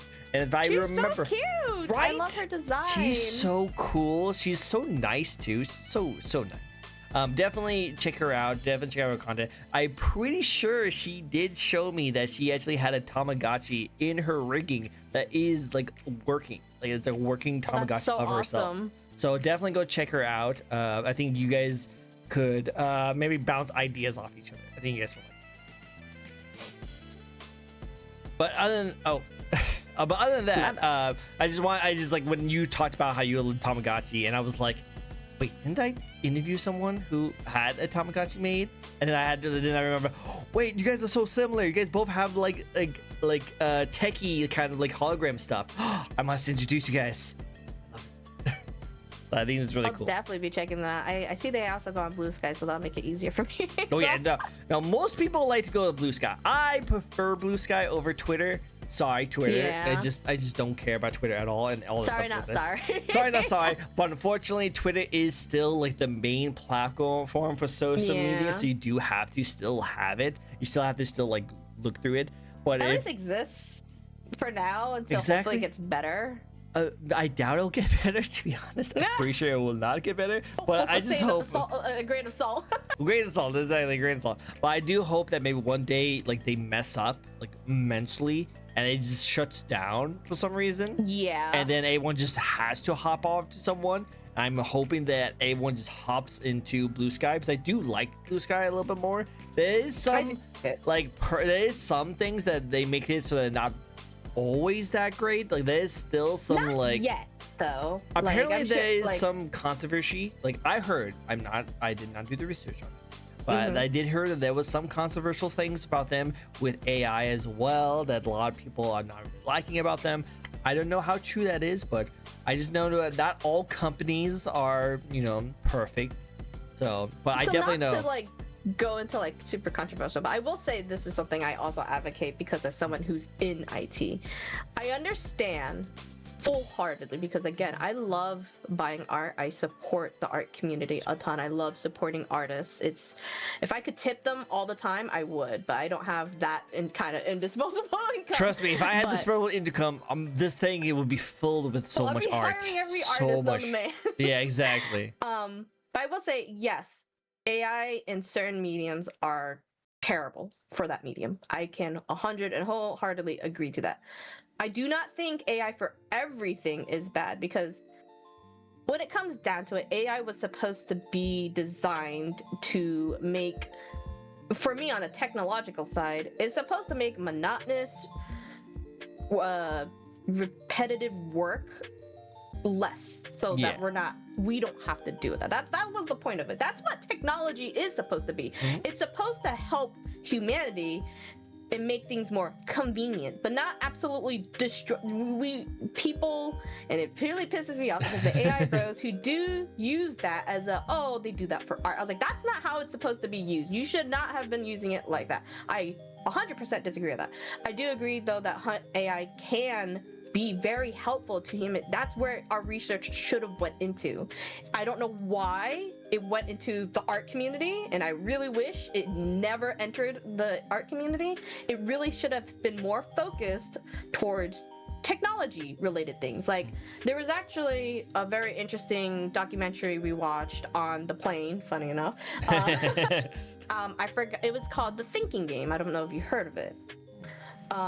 I think a lot of people, if they wanted to watch that documentary, I think it could open them up to how AI advancements can help humanity. And basically at the end of that, they basically utilize AI to help basically run different formulas of like I can't remember exact word for it because there's a lot of certain like wordage that I'm not familiar with, but basically it was supposed to help a ton in the medical field, finding basically cluing out like formulas that could help with certain cures to like cancer and stuff like that. Now, is it perfect? No, but it helps them figure out a formula, and then they could take those formulas and then do what the science community does and see how that could help humanity. And it's supposed to take billions of formulas and narrow it down to make it easier for humans to do more narrow researching. And I think that's what AI should be used for. It's fascinating. Like, I understand the hard work, and I was like, I don't think there's anyone out there who wants to be like, yeah, I want to research for the rest of my life and then not find anything. I think the whole point of technology is to research to find cures or to find solutions to things like cancer or diseases that we don't have cures for. And I think that is what's important. And that's where it funding should have went to, is things like the medical or things that help advance humanity. But instead, for some reason, it got dropped in the art community, and that's terrible. And I understand why people are pissed. I'm pissed about it too, but I don't like the generalization that AI is bad, because AI can be helpful for us. We as human have shown time and time again that sometimes the tools we are given are being used incorrectly, and AI is one of them. I don't think we need AI data centers for it. As someone who works in a data center, I don't think we need AI data centers to do whatever the hell they're doing with all of this, either with crypto or AI gen. I do think AI gen is pretty terrible, and it's with the effects it has on our environment and everything. And I don't think it should be something that we should be hard dumping a lot of our economy into, but it's just, I just think that sorry, I'm trying to word this correctly. It's a very serious conversation, and it's a lot about both technology and both art. That's why I'm in coding, is another reason, because coding is a formulation of both. Coding is, you could bring something into thin air, just like art. You produce it, and you're creating something out of nothing. You're putting in the code, it does something. You put in the paint, you painted something. It's very similar, and I think that's why I wanted to get into coding. Is it takes both my creative side and both my technological interest side, and it's in one. And that's why coding, I think, is great for me. It's very scary, and it can be very frustrating at times, but when you figure it out, it's the most satisfying thing ever. I made this do that, like, that's crazy. And then I made it with my own art too. Like, I could put in my own art and be like, I could like put this in and make it work with my coding. Like, that's really cool to me. And I think that's what some people wanted AI to be, but we just took a really sharp turn into somewhere else that we did not want to be. But it can be helpful, and I think people need to we've unfortunately weirdly stepped into a very super black and white scenario where people are like, you're either with us or you're against us attitude. And I personally don't like that, because I just think life is not that simple. Like, small things, sure, can be a simple yes or no, but when it comes to certain things like that, I just think there's more to it than a yes or no. I don't think all AI is bad. Nope, I agree with you. It's just that we need to utilize it correctly. Exactly, and I agree with it. And I mentioned this on stream before when we were having a lot of artists coming on my show, and are you there? Oh, yeah, it froze for a second, so I didn't hear the first few seconds. No worries, you spazzed out for a second, but yes, no, I 100% agree. That's totally understandable, and I agree with that wholeheartedly. I've said this before on previous streams when I've had this conversation with other art VTubers. My opinion, and this is my opinion when it comes to AI, is AI should be used as a tool, not a replacement. It should be used as something to help you. Like, say if AI was like a wrench you want to use. This wrench is very efficient to fix this toilet, but you would still need a plumber to use the tool to fix the toilet. You can't just throw a wrench at the toilet and have it just do the job. You should still have someone do it. And that's why I think AI is really useful if it's used as a tool to make you more efficient and takes a billion process formula and shorten it to what you actually need. And I think that's actually really revolutionary. I think definitely we should invest more into that kind of stuff. But because all these tech bros and multi-million billionaires over here to see the cost saving aspects of it and knows that they can make a profit off all this kind of stuff, that they just pile all their resources and all those like tech talks into we need to invest in generative AI because generative AI is going to save us so much money. And the art community is like, no, do not do generative AI. It's disgusting. And I agree. Generative AI is the part that I don't like. I don't like that kind of like creating music or creating art or creating movies out of like AI. I think that's disgusting. And I don't like that. But I like it's just straight up disturbing looking. It's too. so disturbing. It looks very weird. It looks like I'm having Uncanny Valley. Yeah, it looks like I'm having a fever dream. Like if I can explain what a dream looks like, that's what generative AI looks like. It just looks disgusting to me. It is beyond disturbing because when I went to see my nieces for Christmas, I don't know what they were putting on the TV. It was clearly AI. It's just something that they said that their kids just started watching because maybe they like saw it on the iPad and they started watching. But it was like repetitive story like with Disney characters, and it was like you were going on their day and they would have the audio, but it was watching it I was like, I feel like I'm having a stroke because it would cut to different scenes and each scene was extremely AI generated to the point where like so for example from a Zootopia, like they couldn't get Nick Wilde down, like he was like a different animal like every other scene, or like it didn't match, or it was weird. I was like, what are we watching? And they're like, I don't know, the kids like, I was like, this is terribly AI made, like this is like quite disturbing, like I think the kids don't like it. They just like, what am I watching? I can't look away. Like this is weird. They just like the look of it, but they don't know what they're processing. And I was like, I can't be mad at them because they don't know what the fuck they're watching. But still, I'm here like, why am I subjected to this? Like, exactly. So like my whole opinion is just that like you wouldn't like put the wrench into a toilet and have it expected to work. You want to give in the hands of a plumber to get it to be more efficient, and that's what AI should be used. It should be used as a tool to make the job more efficient. It shouldn't be a replacement. It shouldn't replace artists, 100%. musicians, and video makers. It should just be used to make it a little more easier for you to do certain things. You know, so generative AI, not a fan. But regular AI, I think could be used. It could definitely be useful. It's definitely supposed to make redundant work like quicker. That's how I saw it in like my field.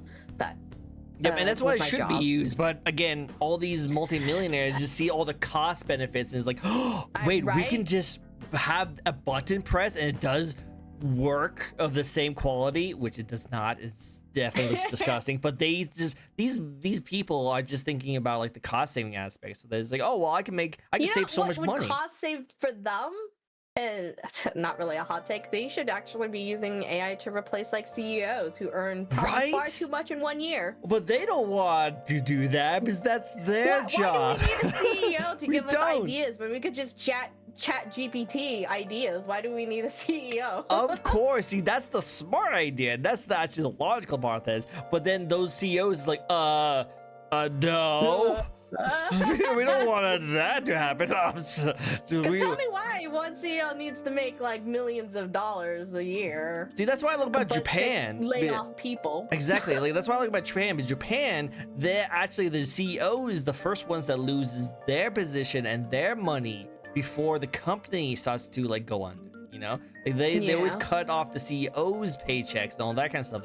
So it does more trickling down. You know, it actually has so like the CEOs will start getting pay cuts if the company's not doing so well, and then that's how it should be. Yeah, but instead the companies are flipped in the Western market, where like all the smaller people are like getting laid off and losing their jobs, while all these like CEOs are getting bonuses out of bonuses and stuff like that. But again, it's just ridiculous. It's really ridiculous. It's really crazy. But let's come back to the original conversation. Let's go back because we can go on this for hours about all this kind of stuff. We can definitely let's go back to VTubing. A lot easier to talk about. Let's go back into you and your design and get into that fun kind of stuff with that. But I do like your view on that. I do agree with everything. I do understand it, and I do like having the conversation about it.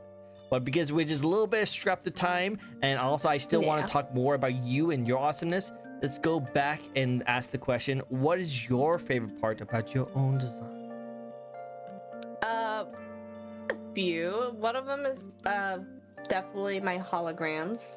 It's so cool. It's unique too. Like I said, it's very unique. You don't see that very often, and it looks so well done. Thank you. It was honestly probably that I had in mind that really was the central of my design. I didn't even know what I wanted her for her outfit. I did know that I wanted her to resemble me in some ways, but the core of it was like, I want to have holograms that could shape shift. That was the big design core for me. So it's obviously my favorite. And then after that is like little tidbits of, specifically in the design, like the dog form having a special meaning, the phoenix, and the other form, which hopefully I will show in a bit, is also my favorite form. And then my pin of my husband, who's a very special person in my life that supports me in my VTubing career. Like, these are all my favorite parts of my design. Very good parts. Very good. I like this style. See, one of my favorite things about VTubing, and when I get people on my show, we can talk about this, is that I just love it when people put their own personal flair on a design that they chose. Like, you can see that they are wearing themselves on their skin, like, pretty much. Like that's like something so special about them. And I love asking the question, what's their favorite part about designs? But sometimes some people who've been watching the content creator for many years won't actually be like, oh, that's your favorite design, and they will share a very personal take on it, why it means so much to them. And it was like, whoa, that's so cool. I love these personal like flares, this attitude designs that's very minute and small to some, but it's very meaningful to the person. I think that's really cool. I love it. That's so cool. Well, next question for you. And a new model transition. Going this one's this could be a little bit spicy, but what's your thoughts on the VTube community at the moment? That can be kind of spicy at times. I like the dragon one. The dragon one's pretty cool. So this one is in parallel to the Phoenix one, because in the anime, the antagonist group is Seiryu, which is an Azure dragon god. And so the antagonist group is her best friends on the other side, kind of the whole drama thing going on there. So had to include her counterpart. So this is the Azure dragon form. I like it. I like the blue. It looks really cool. Thank you. I also really like it a lot. I'm a big fan of the head pieces for the holograms. So my thoughts on nothing too crazy right now, but sometimes when things do occur, things can get pretty out of hand. I think what I will say from the starting, before anything like crazy happening the last year or two, and it just seems to be in a weird spot, and I understand it might be one of those conversations like, oh, not all VTubers kind of thing, just, of that topic. But it's kind of like my most annoying thing about the VTuber community is the few that make it seem like it's only in VTubing that we have these issues. And that honestly annoys me. I was like, I've been streaming for a little while now. I was a face camera in 2019, as I mentioned before. And I was like, I see these exact same problems from face cam streaming, normal streamer, to VTubing. It's not just VTubers, and for some reason that has globbed on to some of the VTuber community, and some of them try to like break away VTubing, like, oh, I'm not which I think is ridiculous. They're like, oh, I just want to not associate myself with VTubing community, so I'm just not going to adopt that they're a VTuber, but they're absolutely still using a model, an avatar, and is essentially a VTuber. And it's just kind of like, that's weird to me. Like, I just feel like you do realize, even if you don't adopt the VTuber tag or whatever, you like this stuff will still happen. You know that, right? Like this isn't an issue within just the VTubing community. This is people are stuck in high school, whether or not they're a VTuber doesn't freaking matter. It's very high school level drama, it seems like. Yes, and then so they're just like, it's always in the VTubing community. I was like, it's in every community. I was like, you can go in any community and find issues that what do you mean it's just in the VTubing community? I don't like that because it puts a bad light on VTuber, but it doesn't make sense because you'll find that anywhere. So I'm just kind of like, why do you guys say this? You guys say this like it only happens in here, but it does not. And then so that's like my take with some VTubers in the community where they act like the VTuber community is the only degenerate community out there. It's not. Like there's there's like a whole bunch of other communities that has the same issues and same drama. I mean, face cam streamers go through it all the time. We hear about it all the time with, whether it's with Asmongold or Hassan or Pokemon, or they all go through like the same high school shit. It's not that different. I don't know why you guys are making it seem like a niche thing in the VTuber community. So that's one thing that I have like small issue thoughts with the VTuber community. But outside of that, I think the VTuber community can be very wholesome and very fun. I've not had really bad interactions with VTubers, but I'm also someone who's a little bit to myself. Like I have my certain mutes that I talk to, and I've had no issues with any mutes I've talked with. But when I see the VTuber community coming together to work on projects together and such big collabs, I love seeing that. I love contributing to that in my own ways by doing my own projects with the VTuber community if possible. It can be a little bit hard to corral them, but but it's worth it at the end of it. Agreed. But I do love how much when it's not one of those weird smaller individuals, but how much VTubing community has supported artists. I feel like that definitely bolstered the art community, having VTubers exist. Yep, 100. Honestly, I feel like I've seen an increase of like commissions or people getting into OC creating, which, if they cannot do art themselves, they hire artists to do it and stuff like that. And that gives them, the artist portfolio and stuff like that. So it's been like a weird, nice, aside from the AI crap, economic boost for the art community, which I'm happy to see them thriving because of that. Not mentioning any of the other small dramas that I see where there are people who don't respect artists, which is kind of crazy considering that artists are the backbone of the VTubing community. 100%. Like you do not want to mess with, like, that's one of the rules of VTubing. You do not mess with the artists. They create so much stuff. So I definitely it's have consideration for each other. That's all you need. Be professional and be considerate, and things will go fine. Like there's a lot of lack of that, and it's kind of sad to see. So well, what I've always thought of is that the VTuber community, I love the VTuber community. They're the one of the most welcoming communities I've ever been a part of, and I love how that you can just start out, there's so much free resources for anyone to just get into and like have support and people get into it. And as I've interviewed and asked this question to so many different VTubers from all different levels, they all have different like ways of looking at it. And sometimes they do like to look at that it gets a little toxicity when it comes to like the higher ups you go, and then people who are just brand new just love how welcoming and so much resources they go into. But I've always thought of the VTubing as two things. One, it's very new, it's very like immature for how long it's been around. Is actually, if you compare it to other communities, it's actually only been around for a very short amount of time, so it's still trying to like develop its own kind of niche on everything then. So even though it's very new, it did explode in popularity, especially in the content creation space. So like they still try to like show off like how they are really cool and unique and interesting, but also they still have the exact same problems as every other community, and they still go through the same levels of those stages as every other community does. So this is like the infancy phases. They deal with the high school drama and wringing their dirty laundry out in public to see if people get reactions from it. Oh my god, yeah.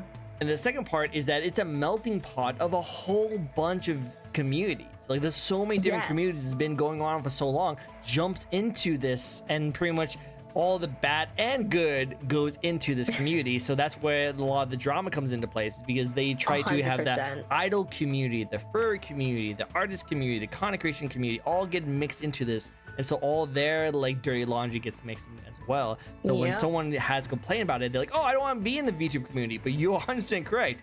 It's not really a VTuber community. It's just the communities in general are all getting mixed in, and then those issues coming back. So definitely agree, definitely. It just comes with it. It's like it's simple ratio, you know? The more people we have, of course, more problems are going to come up. Yep. It's just, unfortunately, the natural order of things. It's natural order. Things will happen.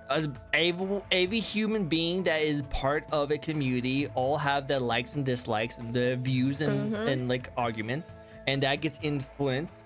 And being a content creator means that there will be some people who might not have the best mindset will get the attention that maybe they don't deserve, and they are the ones that's going to influence a lot of things. A lot of people don't like the word influencer, but unfortunately that's literally what they're doing. Influencing. What happens when you have a platform, whether you like it or not, you influence people. Exactly. So they will listen to you. That's why kids learn behaviors. They learn behaviors from somewhere. They will learn it from you. Exactly. And you might have, even with an adult, your demeanor might have some effects on. They might not even know it. Like when I was watching certain like streamers for like a long time, I was actually participating in their stream, I would catch on some of the like their lingo or their demeanor. Like it just kind of happens. Like that's kind of what happens in the community, or someone you spend a lot of time with, people you kind of just sync up with them sometimes. Now like there's a lot of people who don't know how to step away from that. And like unsync when the person does something kind of you're kind of like, whoa, hold on. Some people just roll with it and don't quite realize it, but some people are able to step back from it, and sometimes that kind of just kind of gets mixed up, and it happens. It does happen. But you know, it's just interesting to think about. Like I will see how the VTuber community goes. They're still growing. They're still doing that kind of things. I'm just curious what they're gonna do with like the next stages. Because so far they are being recognized in the more bigger view, and they're being more acceptable. But there's still a lot of controversy about a lot of the things. So hopefully, as time goes on and they kind of make more of a name for themselves, it starts to become more normalized, and people start seeing not a difference between VTubing and regular streaming, or VTubing and content creation, but they just see it as the same thing, but just different styles. You know? Yeah. That's what I'm hoping for. I'm hoping it gets to that level. That it's just same thing, should respect it, the both the exact same way, just different styles of doing it, you know? It's like how if you're a adventure like vlogger out in the world hiking, is the same kind of amazing content as someone who's just sitting in front of a screen playing a video game, you know? They could completely two different styles of content, but they're both still respected as content creation, you know? That's why I always say. So I'm hoping VTubing gain to that level as well eventually. Right now it's getting there. Hopefully it continues to be awesome. I'm hoping. Now, another thing, a little bit off topic, but still pretty cool to talk about, is that what are some VTubers you'd like to collab with or work with, big or small?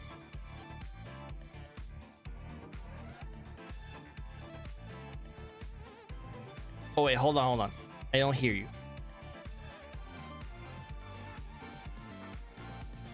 Hello?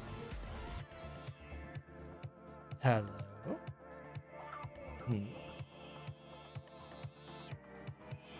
Also, technical difficulties does happen a lot here in... Hello? Hello, there you are. There that was weird. Go. That's, sorry, I had my mic. You're totally good. It's just funny because you're like... and I was like... I think she's talking, but there's definitely no words coming out. Yeah, no, the mic, I had to reconnect it. For some reason, it's a little bit finicky at times, but I know the feeling. I love the demon one. Look at this. Look at this one. It's nice. The little devil tail. The little devil tail. I like it. I like the little demons. Very cool. I definitely VTubers I would love to collab with would probably be like, I wouldn't mind like being carried by Zen and FPSs because they pop off a lot, and I'd be like, that would be like my dream. Just carry me, please. Carry me, Zentreas. Carry me. Carry me to victory. Pop off, please, because I suck at FPS. I know the feels. Trust me, I know it. I would again, one of my biggest inspiration, Rose Doodle. I would love to collab with her. She will always be the OG Oshi for me that got me into VTubing. OG Oshi. Hello, Kat. Good to see you. Thank you for coming by. I hope you enjoyed the show. And then for like, I do collab quite often with my other mutes who are also VTubers and whatnot. Every now and then we'll play like horror games together, and mostly because she's like an absolute scream queen, and I love. She has like the best death screams, and I always just cry laughing when she just gets snatched or something. It's my favorite. Persephone. I think she goes as Necromancer on her illustrations, but Persephone, and then there's Vix and Brittany that I love playing with. I think another one that I would love to collab with, trying to think off the top of my head, I don't know why the name's blinking on me. What are my names? Brain color. Brain goes. Gone. Spite. Sorry. I was like, in my head, I was thinking of the service design, and I just couldn't, for some reason, get Spite out of my head. But I adore her. She's hilarious and fantastic, and very easy to talk to as well. I love to collab with her. I like it. That's so cool. I like it. You know, see, that's the best thing is that you have someone higher up you look forward to, like to have content, but also sometimes you just want to hang out with your mutuals that you haven't worked out in a while, and you just love hanging out. Hang out and vibe. And love the vibes. We love the vibes. I think that's really good. It's really good. Next question for you is what's the behind the scenes part of VTubing that most people don't realize? Angel. Oh, I love it. Yes, gotta have our parallel. You gotta have the parallel. It was a little bit scuffed, but this one, I got the idea. It's so thin. Yeah, so thin, so thin. But I think it's having a hard time getting it. I can see it. I can see it. I think. Ooh, this is one probably goes to a little bit with the whole VTuber community question a little bit. I think a lot of sometimes, especially because depending where they're coming from, like if they're coming from Japan, they have a very strict agency and idol culture over there, and they really treat their VTubers that are really big from the agencies literally like idols, like in K-pop or, you know, J-pop idols and stuff like that. And so when that happens, sometimes that translates over to here in the West, which understandably some people, you know, if they came from over in the Japan culture first, they are more adapted to that culture. But in the West it's very different. We don't really follow the idol culture for most part. So I think a lot of people that, and I think this is also kind of goes on with reasons why I don't put on a persona for me, is that people sometimes forget that there is a person behind the model, and whatever that person is, you know, work a full-time job or have, you know, mental health issues that doesn't show in a model. People tend to forget that. True. And so I think sometimes some people need that reality check. It's like, remember guys, there's like, this model isn't moving on its own. This isn't AI. There's a person behind it. There's a person behind it. I'm a person behind this model. When you say certain things, it can affect us, whether mentally or it insults us, or if it, you know, offends us, or maybe compliments, whatever it is. All of that still affects us just as normal as a face cam streamer. There's literally the only different thing I have from me and you is the fact that I want to use a virtual avatar, but I'm still a person behind this model. True. There's no difference between us. There's literally no difference between us. The only real difference is that she's a cute anime girl on the internet, and I'm just some weeby guy with a hat. Only difference. Only difference at all.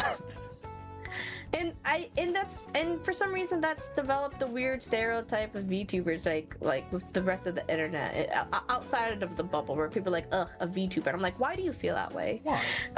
Like, I'm curious. And they're like, well, you guys are just like cringe. I was like, why? I was like, because we use a model. What is it? What bothers you about VTubers that's so different from face cam streamers? Because we use a model and that's it. Like I don't understand why is it so grosser, you know, than a face kit streamer. I don't understand. When you play a video game and the game happens to have customization, don't you like to like customize the character the way you want to? Exactly. Literally the exact same thing as a VTuber. The same, but we're using it for streaming. Yeah, I actually had an interesting interaction, and it just kind of made me like, why? And like, I was on a coding community forum, and I actually made my own VTuber website. Ooh. Like, I coded it myself, I designed it myself and everything. It's in my link somewhere on GitHub and stuff like that. And it was one of those projects where, like, I was learning, they're like, post your projects so that you do your milestone for the learning lessons you have on that website. So I did. And I've had, like, a lot of people like, oh, this is really cool. Like, you did a great job on your website. They looked at the coding for me to tell me if I could improve anything in my coding. And then I had this random one-off person who was said, yikes, a VTuber.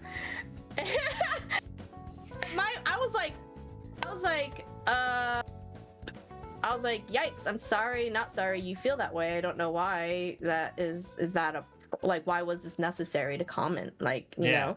And they're like, I think they said something like they just don't understand, like, VTubers, or like why you would do that. I was like, I don't know, it's just something I like. Why do you like doing what you like? I don't know. So like that's a very simple question that you could answer yourself. I was like, you enjoy doing so and so. Why do you enjoy doing so and so? I also enjoy doing so and so because it's just something I enjoy. Like, why is that? I don't understand. Why would Yeah, and like if you don't understand something, you shouldn't criticize other people. Like I was like, don't yuck people's yeah, yum. exactly. Especially if you don't understand it. Maybe if you were an actual person, you would actually want to understand it.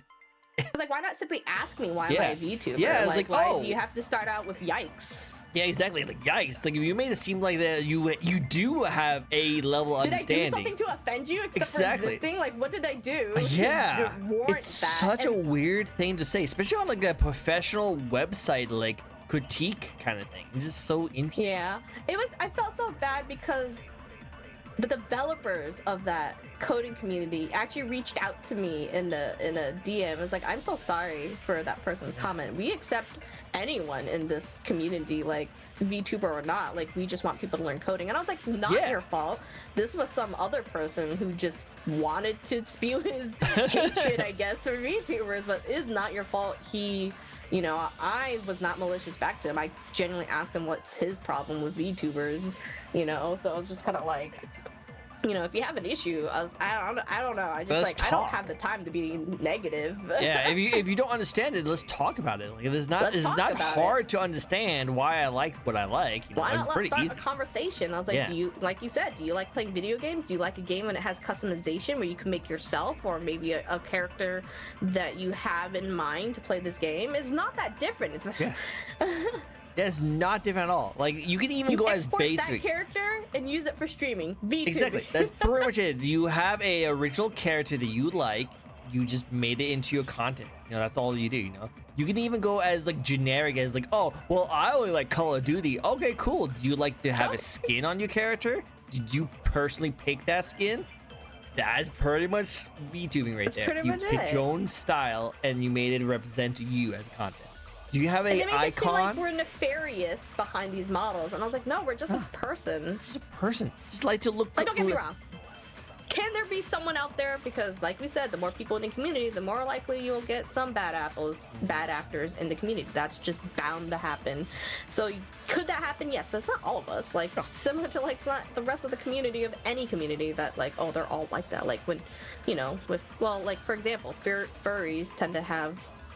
I can't tell whether or not they have a bad rep, but growing up, it was definitely like, you know, they didn't have a good rep because, oh, furries, whatever. But nowadays, it's like, to me, at least in my circle, it's like, oh, it's a normal thing. Like, there's nothing crazy about it. It's like, well, because people, like, goes more in the sociology side of things, but people like to, like, stereotype certain kind of aspects from, like, one small thing that's actually not even closely the actual majority. but they like to focus on one thing and think that that's the entire community. That's it. And I was like, did you even try to understand why they like doing this? Like, or did you just assume and then say gross? Assume. You just heard a random thing that happened on the internet that, oh, this one person did this one thing. Oh, cool. I'm just going to assume that everyone in that same kind of group all did that one thing. Different from stereotyping. Exactly. It really is not any different from stereotyping. If you don't want to stereotype a person of their skin color, ethnicity, whatever, it's the same thing, but in a different font, I guess you could say, because it's like, if you don't understand this, why is your first innate thing is to hate it? Yeah, exactly. Like, don't hate it if you don't understand it. Understand it first, and then you can justify an opinion on that. But if you don't understand it at all, you shouldn't have your first initial reaction to be ugh. You know, like, that's not how like that if works. it's not for you, that's fine. Yeah, just say move it's on. Not for you. Yeah. Like, I don't like, you don't need to go out of your way to be like, I hate the kind of people you are. Like, okay, calm down. Like, yeah, exactly. Like, here's a good example. Like, I personally don't play like God of War. You know, like that's not because it's a bad game. It's a great game. It's amazing, great story, great characters, everything like that. It's just not my jam. I'm not gonna go on people's forums like, you like God of War? How dare you like God of War? God of War is so disgusting. No, I just don't watch God of War stuff. I just, okay, cool, I'm just gonna move on. Just do what I like to do. You know? Just not your cup of tea. It's not my cup of tea. So I'm not going to engage in it, but I'm not going to hate others for liking it. You like whatever you like. Exactly. I don't know why that is such a hard concept for so many people. I don't understand. Like, why do you have to like go out of your way and let people know you don't like something? Yeah, it's like, come on, guys, come on. I don't know. It will always elude me. There's always elude. Cool. Next question for you. Next episode. Last time on exactly. Next episode on Dragon Ball Z. Next question for you is that what would you like to see your content creation journey go in the future? Wait, let me filter back to Red Panda because that's all my. Well, I have other forms too. I was gonna say, it's like, we went through all of them. Dang. Well, you did do some of them with the spin, so it does make sense. Yeah, I do have like other, like I have costumes. Like I have, this is my Halloween costume. Oh, it's the zombie. Is the vampire zombie. Yeah. This is specifically special to me because it's specifically designed off of a monster in a game that I grew up called Ragnarok Online. Oh. And my husband has the male version that they have in the game of the outfit. So I was like, I want to be a Chinese zombie or vampire, depending which folklore you're looking at, for Halloween of last year. So I had this outfit designed for me. That's so cool. I like it. Okay. So I'm a little sick of this one. Yeah. Sorry, let me look at the question again. No worries. That's why I always leave it right there, just in case.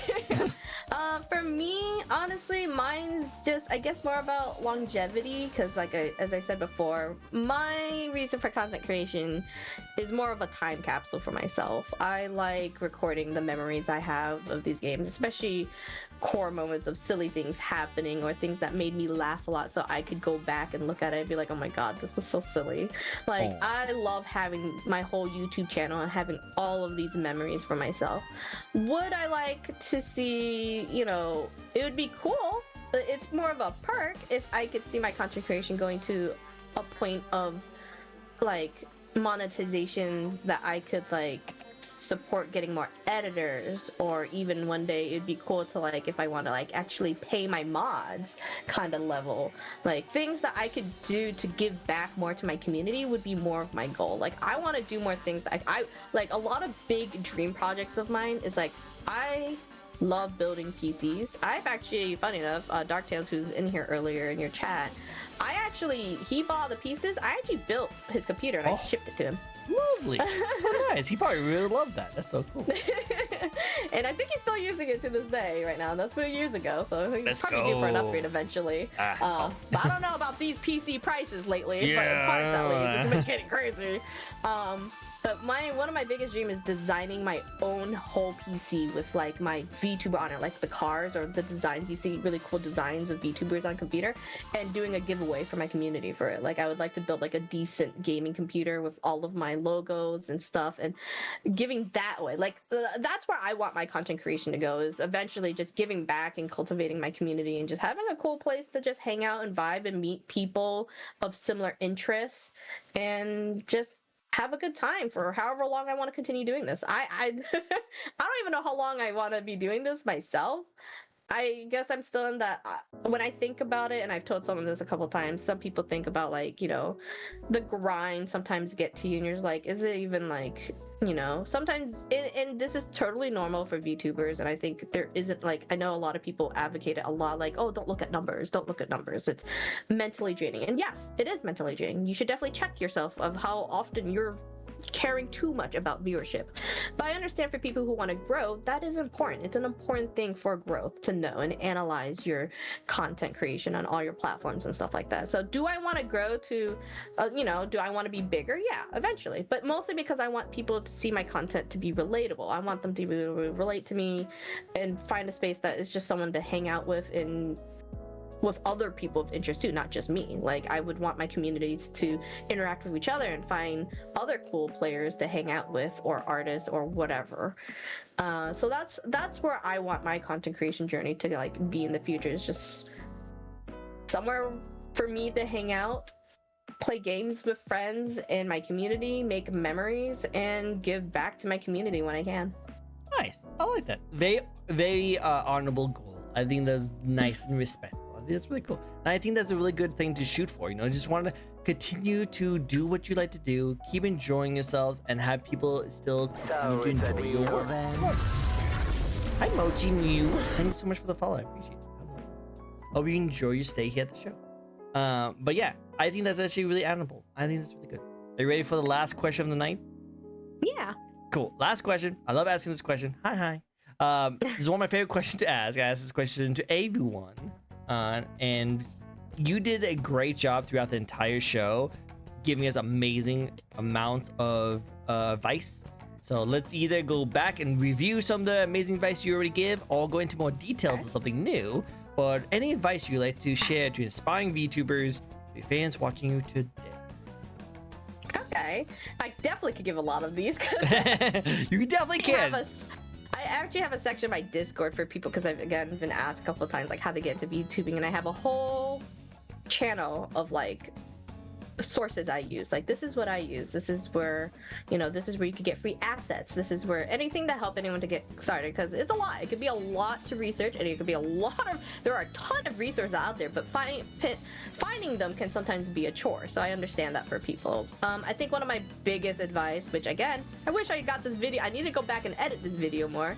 I think a lot of it is be 100% transparent and honest with yourself of what you want out of this, because I think a lot of people get a little lost, which is understandable. You're doing something new, exciting. When people enter in a new hobby, they're excited. They just want to get into it. I 100% understand that. As someone who probably takes on way too many different hobbies, as my husband liked to say, I have ADHD hobby thing where I like to do a lot of different things. VTubing is probably my most consistent hobby that I do. Do you want to address the raid first? Yep, if you want to put a pin to that for 1 second. No problem. Oh, thank you. Hello, Raiders. Hello. It's great to see you guys all. Hello. Thank you so much for the raid. Hello, Sino. It's great to see you. Hello. I hope you guys had a great time watching all the Sino and amazing people. Thank you so much. This is a fun little VTuber talk show we like to host each and every week. We're able to get to know a brand new VTuber. This week we have a very colorful, very changeable, very manipulable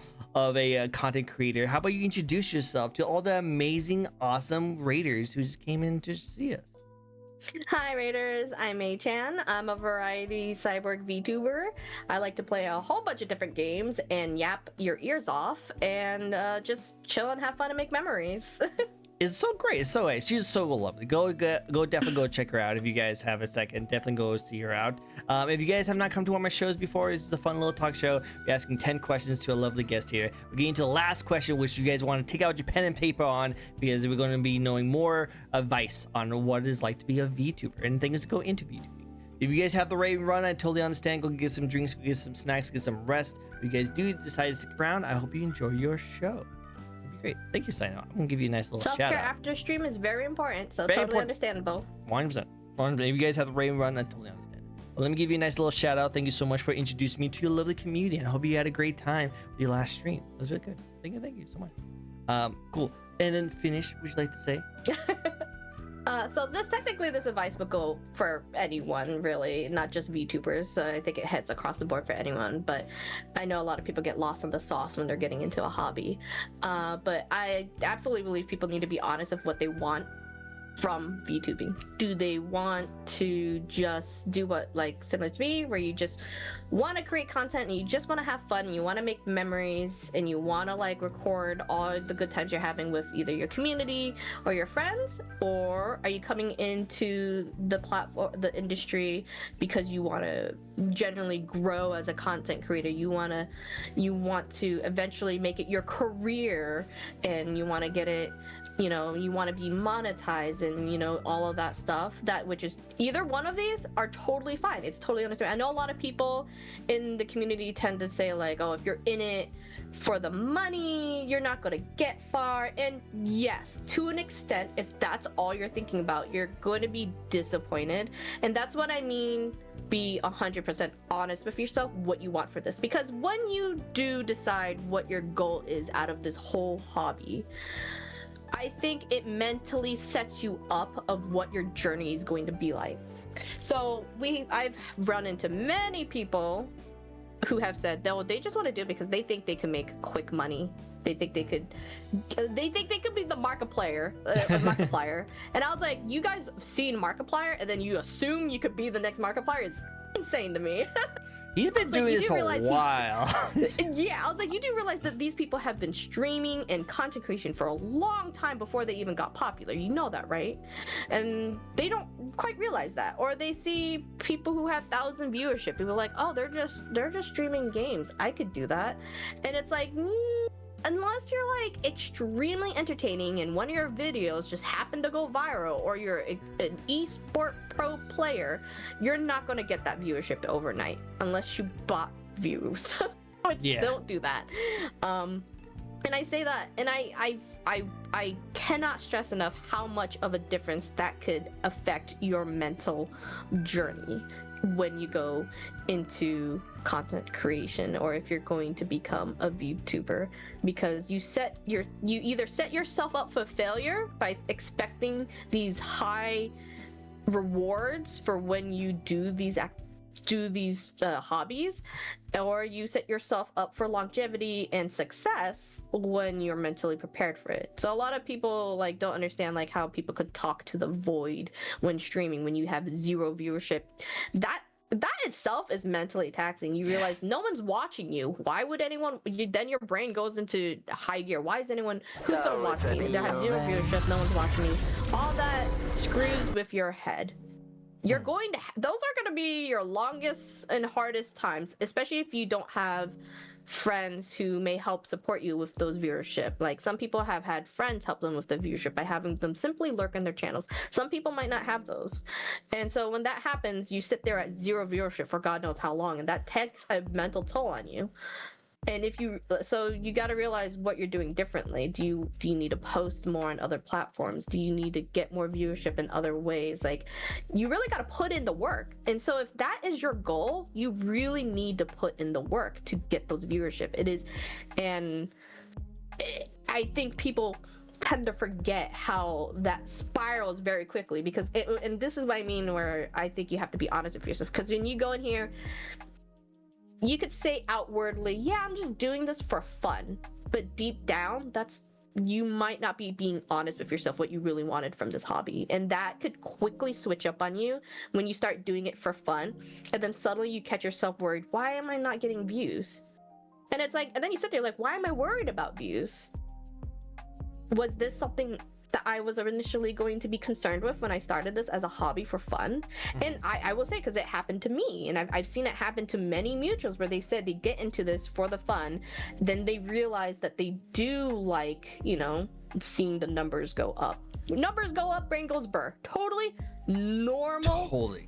human, reasonable feeling though. Like, who doesn't like to see growth in the things they do, whether or not it's a hobby? When you do a hobby, for this streaming, for you to improve in a streaming hobby, it's technically, I would say, based off of growth. That is how you know your hobby is improving. Such as when you do ceramics, you improve by seeing like how well you can make pots or designs and intricacy with clay. That's how you know you're growing in ceramics. Streaming and content creation is a little bit different. It does differ on certain things, but it totally depends on what you want to focus on. Do you want to focus on numbers? Do you want to focus, does the number going up make your brain go burr? If that's what you want, then you have to put in the work for that. If you really do not care about that at all, then keep doing it like a regular hobby, like you were drawing. Produce whatever you want, post whatever you want, without the care of the world, do. And if it's just for your self-satisfaction, that's totally fine as well. And I've just seen it happen for like the years I've been in streaming, multiple times, of people just quitting or burnt out to hell or graduating because they realized that they weren't sure what they wanted. And it was conflicting. It was deep down they wanted this, but outwardly, because sometimes the VTuber community does make it seem like that stuff isn't important, but it is important because there are people who want to make careers out of it, and that's, again, totally fine.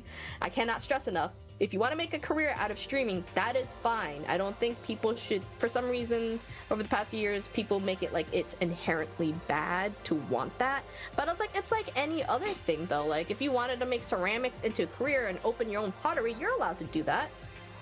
Not everything has to just stem from a hobby. You could do these things as a career if you really want to, but you really need to decide if that's what you want to do towards the end of your goal. And I think that helps a lot of people kind of cut out that middleman you're going to fight with eventually when you weren't honest with yourself from the get-go.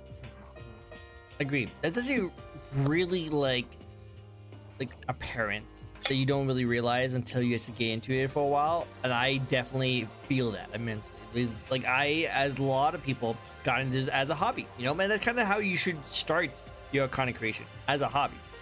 You just want to do something fun, you find something that's really cool, and you just want to jump on it. But as you do more and more like stuff, and you see your numbers go up and your brain goes burr, you really enjoy that, you start investing in it. And then you start putting time and resources, energy into something.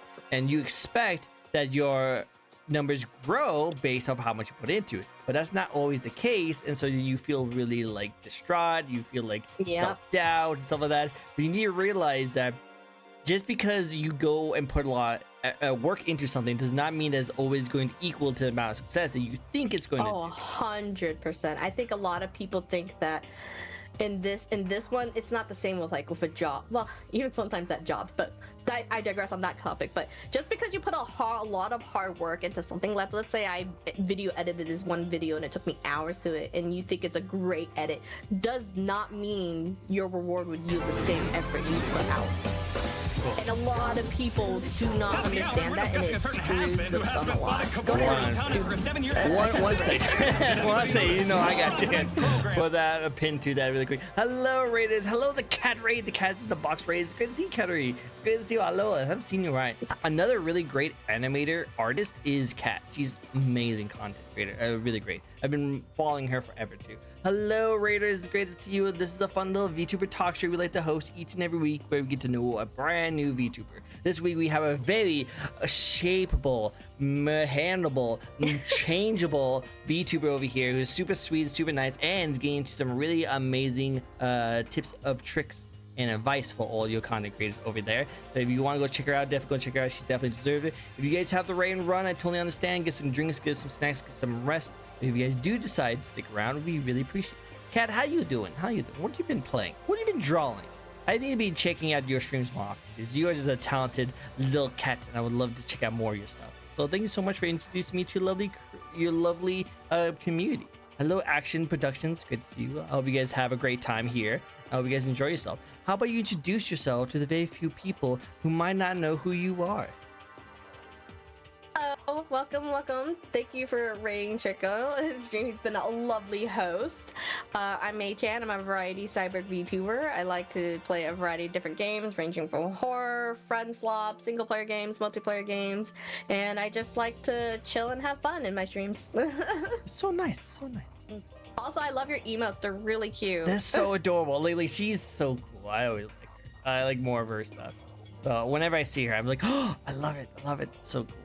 Such an amazing person. If you haven't checked her out, she's actually really great. She actually does some really cool ideas with her like model and has some really cool transitions. Definitely need to check her out. She does some really cool stuff. Definitely recommend checking her out if you have not. And you guys should check out this lovely lady over here too. She also does coding as well. So she has some really cool stuff. Doing good, yeah. Today was more of a community watch party, yeah. I love to hear you, yeah. It's great to see you and all your in this.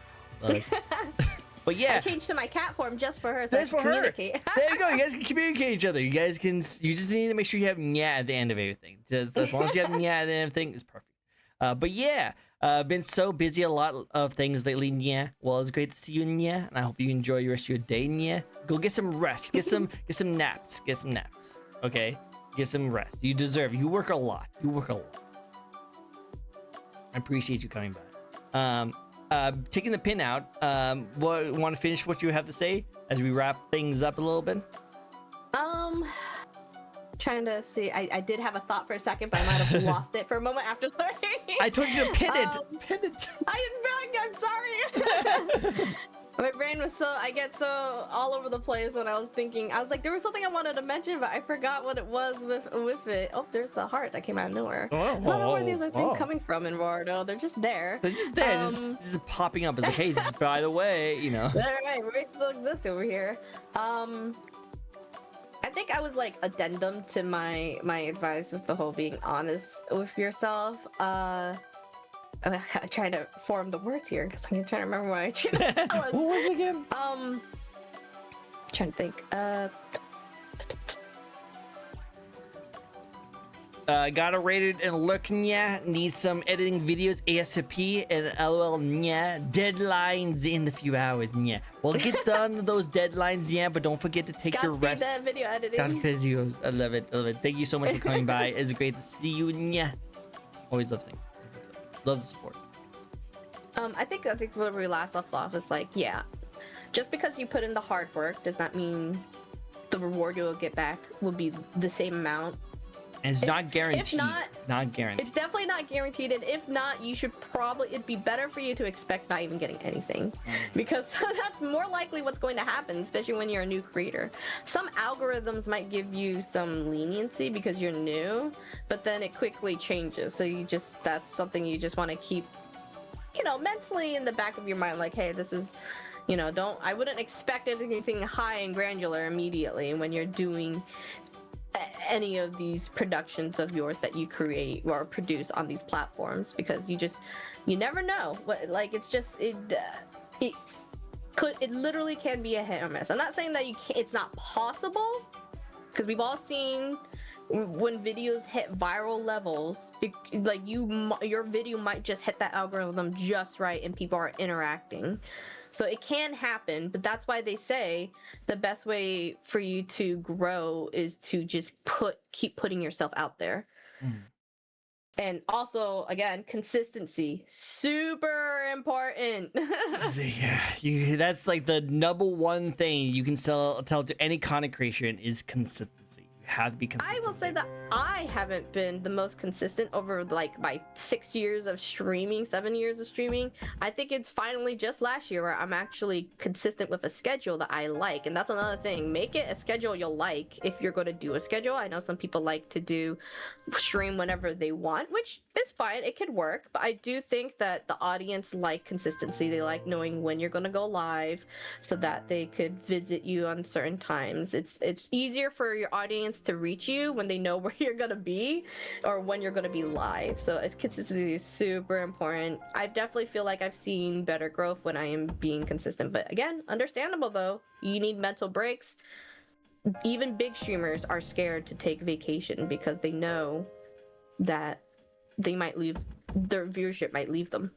even if it's a short one. And it's a very scary task when you get to that level. That's why I was like, big streamers might have all the, they might be getting all the money, but they have their own stress load that they need to worry about as well. So I would just heavily ask people and implore people to often check yourself mentally when you are doing content creation, because you don't quite realize when it creeps up on you. Your mental health just creeps up on you. And so, every now and then, like once a month, be like, hey, do you like where your growth is growing? Do you like doing what you're doing? Is this where you want to be in content creation? Just to kind of check up on yourself. You don't quite realize it. Yeah, you always have to watch out yourself. Always have to watch out. But I think that's actually really good. Those are amazing advice. That's a lot of things I got into it. And then we actually sprinkled in a lot of really great advice throughout the entire show. But I think that sums it up perfectly. I think that's something that we can all learn from. So I think that's really good. Thank you so much for answering all my questions. That was a blast. I had a great time. No, thank you for having me. This was really fun. This was such a fun time. I love it. I love hearing your stories. I love your inputs. I love our discussions. And I just love how zany you are and all your amazing little antics. This is so dope. Love it. So thank you so much for coming on my show. I really appreciate your time. Thank you. Where can people find you? Where are some really cool things that people can look for you on? Oh, you can definitely find me on, so my handle, except for on Twitch is stolen because I've had this account for so long and I'm not changing it. Makes sense. But simply just May-chan. On any other platform like TikTok, YouTube, on Blue Sky, it's May-chan VT on those platforms, because May-chan was already taken on some of those. So it's May-chan VT on almost everything else except for Twitch. Twitch is where it's just straight May-chan. And I was like, I don't want to add, I only added the VT because I had to on the other one. So if I could have it just May-chan, I would. But so I'm typically very active on Blue Sky, and I post, like I said, I post my content 3 times a week, Monday, Wednesday, Friday, every week, of things that happen in stream and whatnot. Actually, I think today we had some. If you ever play it yourself, it's just a demo on Steam, burgling gnomes. It's like Lethal Company and Repo, so it's hilarious, and the physics of it are very fun. Again, it's on a demo. You can play up to 5 people. I think you should give it a try. It's hilarious. The clip I have today that posted, it goes from 0 to 100 so quickly, and it just made me cry laugh every time. I'll have to check it out 100%. I'm actually looking forward to it. That'd be so cool. Awesome. Well, thank you so much. Now, what I always like to do near the end of my show is I like to give a raid out. Lovely raiders came over to us. We want to equally show support for other raiders. So we're going to raid out to this, but I like to give my first suggestion to my guest here. Anyone you know who would like to be raided right now that is in front of your list? Yeah, actually, let me see. Let me refresh Twitch, because sometimes it doesn't give me the update. You make sense. Who's on? True. And I just want to make sure I properly check that they are online. Okay. Makes sense. They're not raiding out themselves, or then some kind of break. Yeah, she's only been streaming for an hour and 20 minutes, so I don't think she'll be leaving anytime soon. You want me to send it to you in Discord? Yes, please, if you don't mind. Okay. And again, thank you so much all for coming in. You guys are all freaking amazing as always. Thank you so much for interactions. Thank you so much for raiders from different communities coming by and checking us out. It's always a pleasure seeing you guys. We'll see you guys next time. I actually have another interview later this day, so we'll get another show coming up with another equally amazing VTuber. So stay tuned for that. But thanks for listening to us yap. Yeah, thanks for the yap. We love the yapping sessions, so we always appreciate when you guys listen to us yap. So if you guys haven't yet, go check her out. She's an amazing content creator with some amazing ideas in the project, so definitely go see her. And of course, if you guys like to check out a new VTuber, I do the show each and every week where we get to know a brand new VTuber. If you like to check out someone new, you can also follow me. I'm one of the fellow hybrids streamers out there, so it's always great to see amazing people. So we're gonna check out this lovely. She's playing Goblin Sushi. That sounds delicious. Sounds so cool. I've never seen it before, but I was like, why not? Why not? I love her model too. I love the little space behind her hair. She's a cutie patootie. She's a celestial fae time traveler. Celestial fae time traveler. I like that. Well, let's go get her all set up. Let's go support her. Thank you guys so much for joining in. You guys all freaking amazing as always. We'll see you guys next time. Don't leave Discord yet, okay? Yeah, no problem. Awesome. Bye-bye, everyone. Have a good one, Bye. everyone. Bye. Take care. Bye.